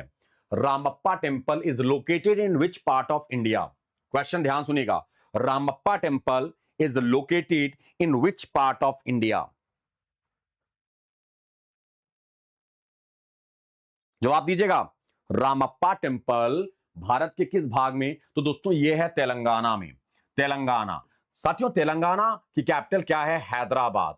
हैदराबाद में ही क्या हुआ है, ठीक है ना। तो आपको याद ना, wings India summit, wings India 2026 summit, wings India 2026 summit किस एयरपोर्ट पर, तो बेगमपेट हवाई अड्डा, बेगमपेट एयरपोर्ट पर हुआ है विंग्स इंडिया समिट, तेलंगाना। अभी मोदी जी गए थे दोस्तों तेलंगाना, आप सभी लोग जानते होंगे, वहां पर इन्होंने पीएम मित्र पार्क का इनॉग्रेशन किया, गाचीबावली में। कहां पर, गाचीबावली, तेलंगाना गाचीबावली, पीएम मित्र पार्क, ये ध्यान रखना है, ठीक है ना। तो आपको ऐसे आते हैं, रामप्पा टेम्पल बहुत फेमस टेम्पल है दोस्तों, ठीक है ना। रामप्पा टेम्पल, रुद्रेश्वर टेम्पल ऐसे करके भी है, ठीक है। तो लॉर्ड डाइटी कौन है, तो लॉर्ड शिवा है, तो रामप्पा टेम्पल, ओके। अगला point, in which state is Chepauk stadium situated. अभी दोस्तों आपको लगेगा, आपको समझ में आ गया होगा मैंने चेपक स्टेडियम क्यों लगाया है, अभी भी न्यूज में रहा था, ठीक है ना। अभी अभी न्यूज में रहा था चेपक स्टेडियम, क्योंकि यहां पर दो लोगों के, इसी स्टेडियम में दो लोगों के नाम से एंड लगाए गए हैं, यानी कि स्टैंड लगाया गया है, ठीक है। एक तरफ राहुल द्रविड़ स्टैंड, एक तरफ कौन से, राहुल द्रविड़ के साथ साथ कौन जाएगा, अनिल कुंबले स्टैंड। दो स्टैंड लगे हैं दोस्तों, दो नाम चेपक स्टेडियम में, ठीक है ना।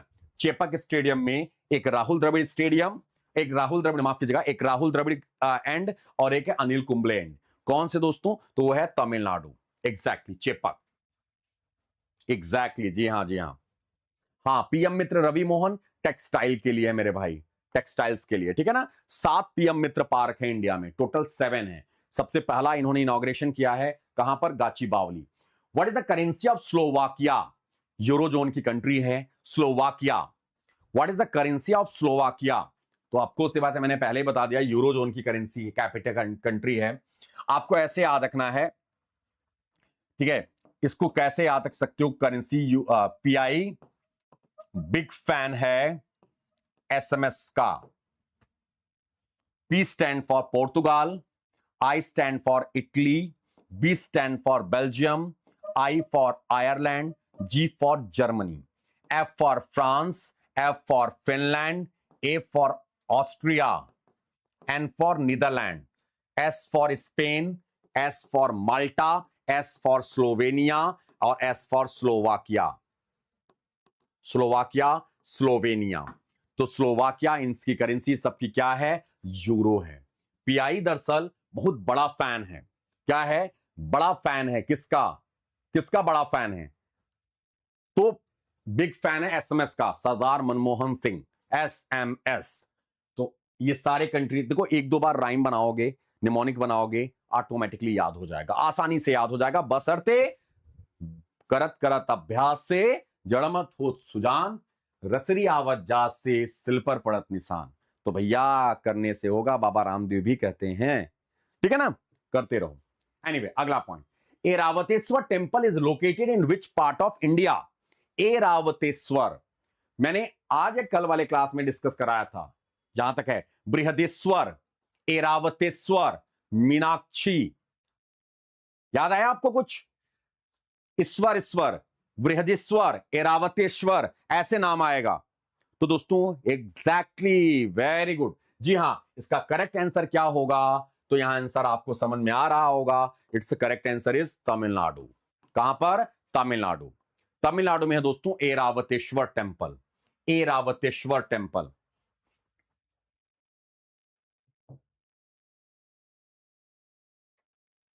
अगला point, Lal Bahadur Shastri international airport is located in which part of India? Lal Bahadur Shastri, ठीक है, लाल बहादुर शास्त्री इंटरनेशनल एयरपोर्ट कहां पर लोकेटेड है? भारत के किस हिस्से में लोकेटेड है? किस? उत्तर प्रदेश में। उत्तर प्रदेश के देखो, यूपी में कितने एयरपोर्ट हैं जो भी बहुत फेमस हैं, ठीक है ना? जैसे एक तो लाल बहादुर शास्त्री, लाल बहादुर शास्त्री, ठीक है ना। फिर आएगा दोस्तों कौन सा? चौधरी चरण सिंह, चौधरी चरण सिंह, लखनऊ। तो एक तो आपका ये आपका आ जाएगा यूपी में, तो वाराणसी, ये ऐसे लिख लेना, ये वाराणसी का है। शास्त्री जी बनारस से ही थे, लाल बहादुर शास्त्री, ठीक है। चौधरी चरण सिंह मेरठ से थे, अभी इनका बर्थ एनिवर्सरी भी रहा है, ठीक है ना। तो चौधरी चरण सिंह ये लखनऊ एयरपोर्ट का नाम है, ठीक है ना। फिर अभी दोस्तों भी जेवर एयरपोर्ट का नाम आ गया, जेवर तीसरा आ गया। चौथा अयोध्या एयरपोर्ट का है, Ayodhya airport, Ayodhya international airport. और एक कौन सा हो जाएगा आपका? तो एक है आपका गोरखपुर का, गोरखपुर। तो 1 2 3 4 5 5 इंटरनेशनल एयरपोर्ट हैं। कहां पर? तो यूपी में। यूपी में सबसे ज्यादा इंटरनेशनल एयरपोर्ट हैं, याद रखना, सबसे ज्यादा, ठीक है। पीछे पीछे महाराष्ट्र का भी लगा हुआ है, ठीक है ना। अगला point, Minsk is the capital of the country whose currency is rouble, name the country. अब आप बोलोगे सर मिन्स्क ये वाला कैसे आ गया करंट में? जी हां, करंट से ही रिलेट है बाबू। अभी में आपने सुना होगा इंटरनेशनल ओलंपिक कमिटी, आईओसी ने, ठीक है, Los Angeles Olympics 28, LA 28, Los Angeles 2028 में जो ओलंपिक हो रहा है, इसमें से बेलारूस को क्या कर दिया? बेलारूस के ऊपर से जो बैन था, वो बैन क्या कर दिया? हटा दिया। लेकिन किसके ऊपर बैन अभी लगा है? रशिया के ऊपर। तो बेलारूस, बेलारूस की कैपिटल क्या है? Minsk. Minsk is the capital of Belarus and what is the currency of its? Rouble, rouble, Russia का रूबल। हां एग्जैक्टली आकाश, बैन उठा लिया। इसीलिए हम आपको बोलते हैं, अगर आप स्टैटिक ऐसे पढ़ोगे, हमने क्या बोला? करंट अफेयर और स्टैटिक ये दोनों एक दूसरे के पूरक है मेरे भाई, हुआ ना। तो आप स्टैटिक अगर पढ़ लेते हो, याद होता है, तो आपकी वो चीजें जहन में सेट हो जाएंगी करंट अफेयर्स। और या स्टैटिक से करंट अफेयर याद कर लो, या करंट से स्टैटिक, दोनों एक ही है। हम लोग एक ही तरीके से और सोचते हैं यार फालतू का ना एकदम नरक मचा देता है। हाँ रशिया का तो है ही अभिजीत, यहां का भी है। हम लोग के लिए थोड़ा सा हेक्टिक लगने लगता है, बट फिर भी पढ़ना तो पड़ेगा मेरे दोस्त, अगर आपको एग्जाम में अच्छे नंबर लाने हैं तो आपको। अगला point, identify the incorrect option. भाई आइडेंटिफाई करो, इसमें इनकरेक्ट ऑप्शंस को आइडेंटिफाई करो। जवाब दीजिएगा सोच समझ के, शिद्दत से।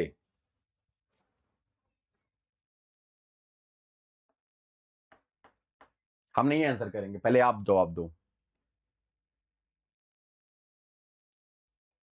हे आकाश, आई थिंक विन थिंक नहीं चलेगा, आंसर दो। यहां पर क्वेश्चन क्या है, इनकरेक्ट आपको चूज करने हैं, यानी कि बाकी के सारे करेक्ट होंगे चार। इसमें चार ही ऑप्शन है, ए बी सी डी। अब चार, तीन तीन तो सही होंगे, एक तो गलत होगा। रायमोना नेशनल पार्क असम में, हाँ ये तो सही है। गंगोत्री, राजा जी ने जिम किया, गोविंद माली जैसी बॉडी बनाई, उत्तराखंड की प्रिंसेस नंदा देवी को गंगोत्री में फ्लावर लेके प्रपोज करने चल दिए। गंगोत्री उत्तराखंड सही है। डचिगम, लद्दाख की हेमिस ने, ठीक है, लद्दाख की हेमिस ने जम्मू कश्मीर के सलीम को किस्तों में डिच किया, डिच से डचिगम, ये सही है। कैंपेबल बे हिमाचल प्रदेश, मैंने आपको बता रखा है बे, बे मतलब खाड़ी, खाड़ी, बे ऑफ बंगाल, बंगाल की खाड़ी, तो बे, बे शब्द आएगा, आंख बंद करके ठोक देना answer, Andaman and Nicobar island, option A, यही आपका आंसर है, क्योंकि यही आपका इनकरेक्ट है, ये जाना चाहिए A and D, A and, Andaman Nicobar. Bay शब्द लग जाए, खाड़ी, बे ऑफ बंगाल, ऐसे है ना, तो वैसे ही कैंपेबल बे, तो बे चला जाएगा जम्मू एंड जम्मू एंड कश्मीर वाले, माफ कीजिएगा, वहां पर Andaman Nicobar.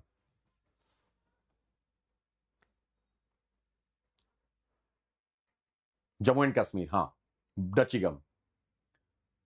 Pataliputra sports stadium, Pataliputra sports stadium, Pataliputra sports stadium, Pataliputra, Pataliputra sports stadium.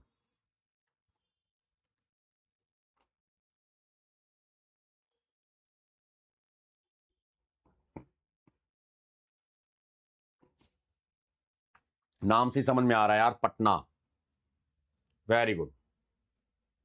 हाँ सलीम अली, देखो दो हैं, एक सलीम अली नेशनल पार्क है, एक सलीम अली बर्ड सेंचुरी है। बर्ड सेंचुरी गोवा में, नेशनल पार्क आपका जम्मू एंड कश्मीर में।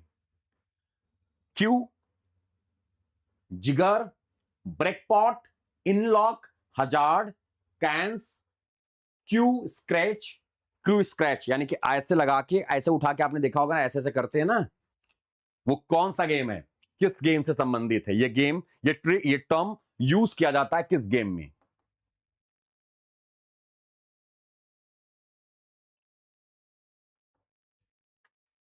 बताओ।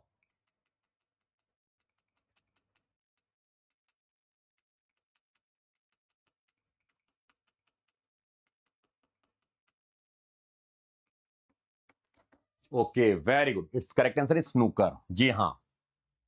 What is the currency of Turkey? तुर्की की करेंसी क्या है?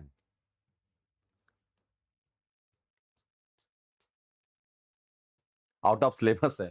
करेंसी, तुर्की की करेंसी है lira, and capital is Ankara. AIIB, Asian infrastructure investment bank का हेडक्वार्टर कहां पर है? Where is the headquarter of AIIB? Where is the headquarter of AIIB? इसका हेडक्वार्टर है दोस्तों बीजिंग, चाइना में, ठीक है, बीजिंग चाइना। अगला point, Shyama tunnel is India's longest road tunnel, it is located in which part of India? Shyama tunnel, दोस्तों Shyama tunnel India का सबसे लंबा टनल है।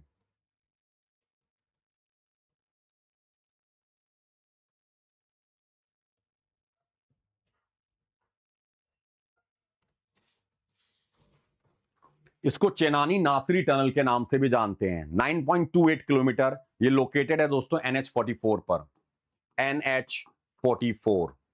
इसको बोला जाता है चेनानी नासरी, चेनानी नासरी टनल, ठीक है ना।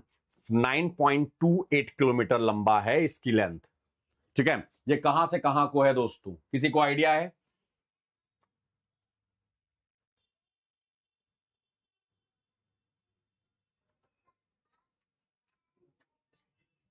रोड टनल है ये।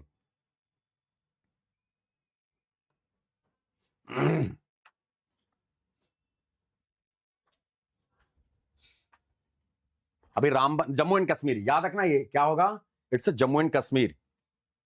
अरे भाई चेनानी, चेनानी से नासरी, रामबन वहां को कनेक्ट करता है। अरे श्यामा प्रसाद मुखर्जी के नाम पर ये टनल है। हाँ अरसलान, एग्जैक्टली। ठीक है, जम्मू एंड कश्मीर, ठीक है ना।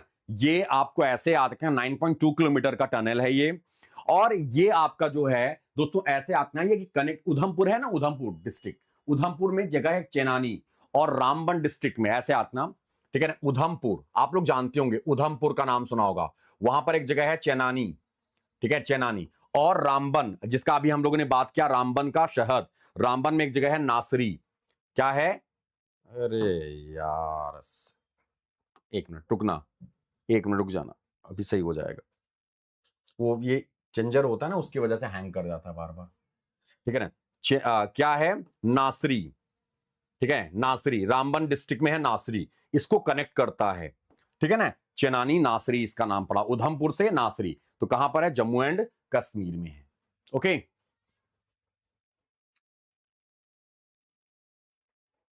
चलो इतना पता करो, इरा पता करो दोस्तों। चोगम, जिसको CHOGM पैसे भी पढ़ लो, Commonwealth heads of government meet, ठीक है ना। Commonwealth heads of government meet का मुख्यालय कहां पर है, तो आपको याद रखना, जब भी कॉमनवेल्थ का नाम आएगा, क्या आएगा, कॉमनवेल्थ, किसी भी ऑर्गेनाइजेशन में, कोई सा भी, Commonwealth of Nations, Commonwealth of telecommunications, कोई सा भी नाम आएगा, ठीक है ना, हेडक्वार्टर कहां चला जाएगा, लंदन। कहां चला जाएगा, लंदन। कभी भी नाम आए मेरे भाई, याद रखना है हेडक्वार्टर कहां, लंदन।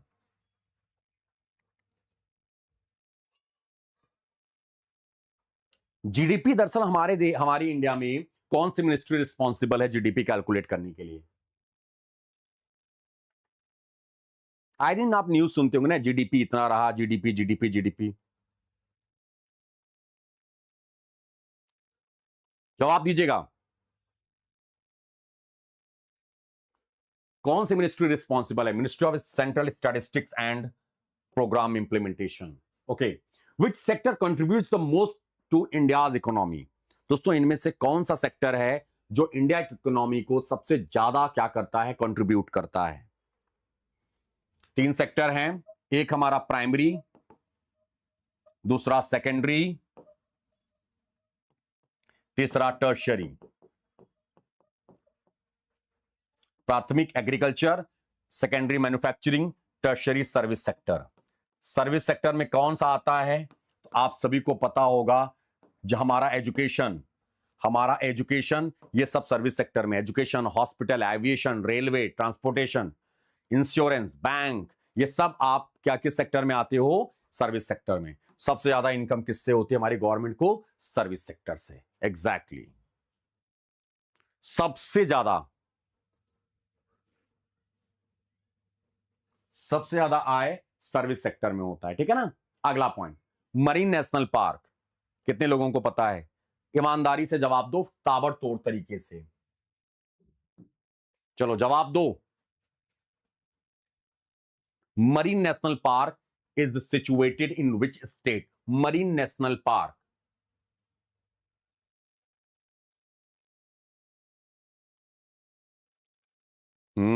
ये हुई ना बात।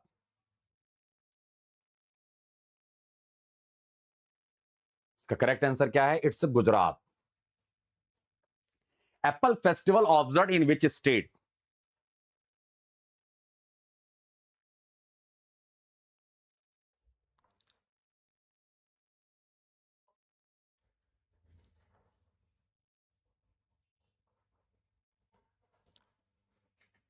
इसका, गुजरात की वंशदा ब्लैक बक को देखकर मरीन पर गिर गई, मरीन तो मरीन नेशनल पार्क। क्या, Apple festival Jammu and Kashmir, exactly. Lavender भी जम्मू एंड कश्मीर ही है, लेवेंडर, और ट्यूलिप भी, ट्यूलिप भी यहीं का है, लेवेंडर भी यहीं का है, और एप्पल भी यहीं का है। सो थैंक यू गाइस, ये आपके कंप्लीट हो गए। आई होप कि आपको मजा आया होगा, आपने ढेर सारे क्वेश्चंस देखे यहां पर, समझ में आया सारा कुछ, मजा आया हाँ या ना, ईमानदारी से बताना, ठीक है ना दोस्तों। आपको बता दें अभी में आपका ठीक है ना, आपके अभी ईद वाला सेल अभी चल ही रहा है। जो भी हमारे नए दोस्त हैं जिन्होंने अभी तक चैनल को सब्सक्राइब नहीं किए थे, वो अभी नए हैं चैनल पे, तो वो तो पहले तो कर लेंगे। दूसरा चीज दोस्तों, अगर आपको किसी चीज में इनरोल कराना है तो अड्डा अभी भी ट्रिपल वैलिडिटी चल रही है, बैंक महापैक सबसे बेस्ट ऑप्शन है, किसी इंडिविजुअल बैच से बेहतर है ये। आप इसमें जाकर आप इनरोल करा सकते हो। आपको कोड अप्लाई करना होगा दोस्तों, Y307 कोड, और इसको आप अप्लाई करके आप यहां पर देख सकते हो 2098, और इसको आप याद रखना है, एप्लीकेशन के थ्रू जाओगे तो ये 1999 का हो जाएगा। कितने का? 1999। तो आपको कोड याद रखना है क्या, तो कोई सा भी प्रोडक्ट, इनफैक्ट अड्डा का किसी भी प्रोडक्ट के लिए आप इस कोड को लगा के एनरोल करा सकते हो, Y307, Y307। तो thank you guys, bye bye, ढेर सारा प्यार आप सभी को, महादेव, राधे राधे। और कल सुबह में वीकली करंट अफेयर्स के साथ मिलेंगे, और सुबह 9 बजे तो कल क्लास नहीं होगी क्योंकि कल कोऑपरेटिव बॉडी की क्लास है, उसकी क्लास लगी हुई है। फिर हम लोग मिलेंगे शाम में, तब तक के लिए दोस्तों महादेव, बाय बाय।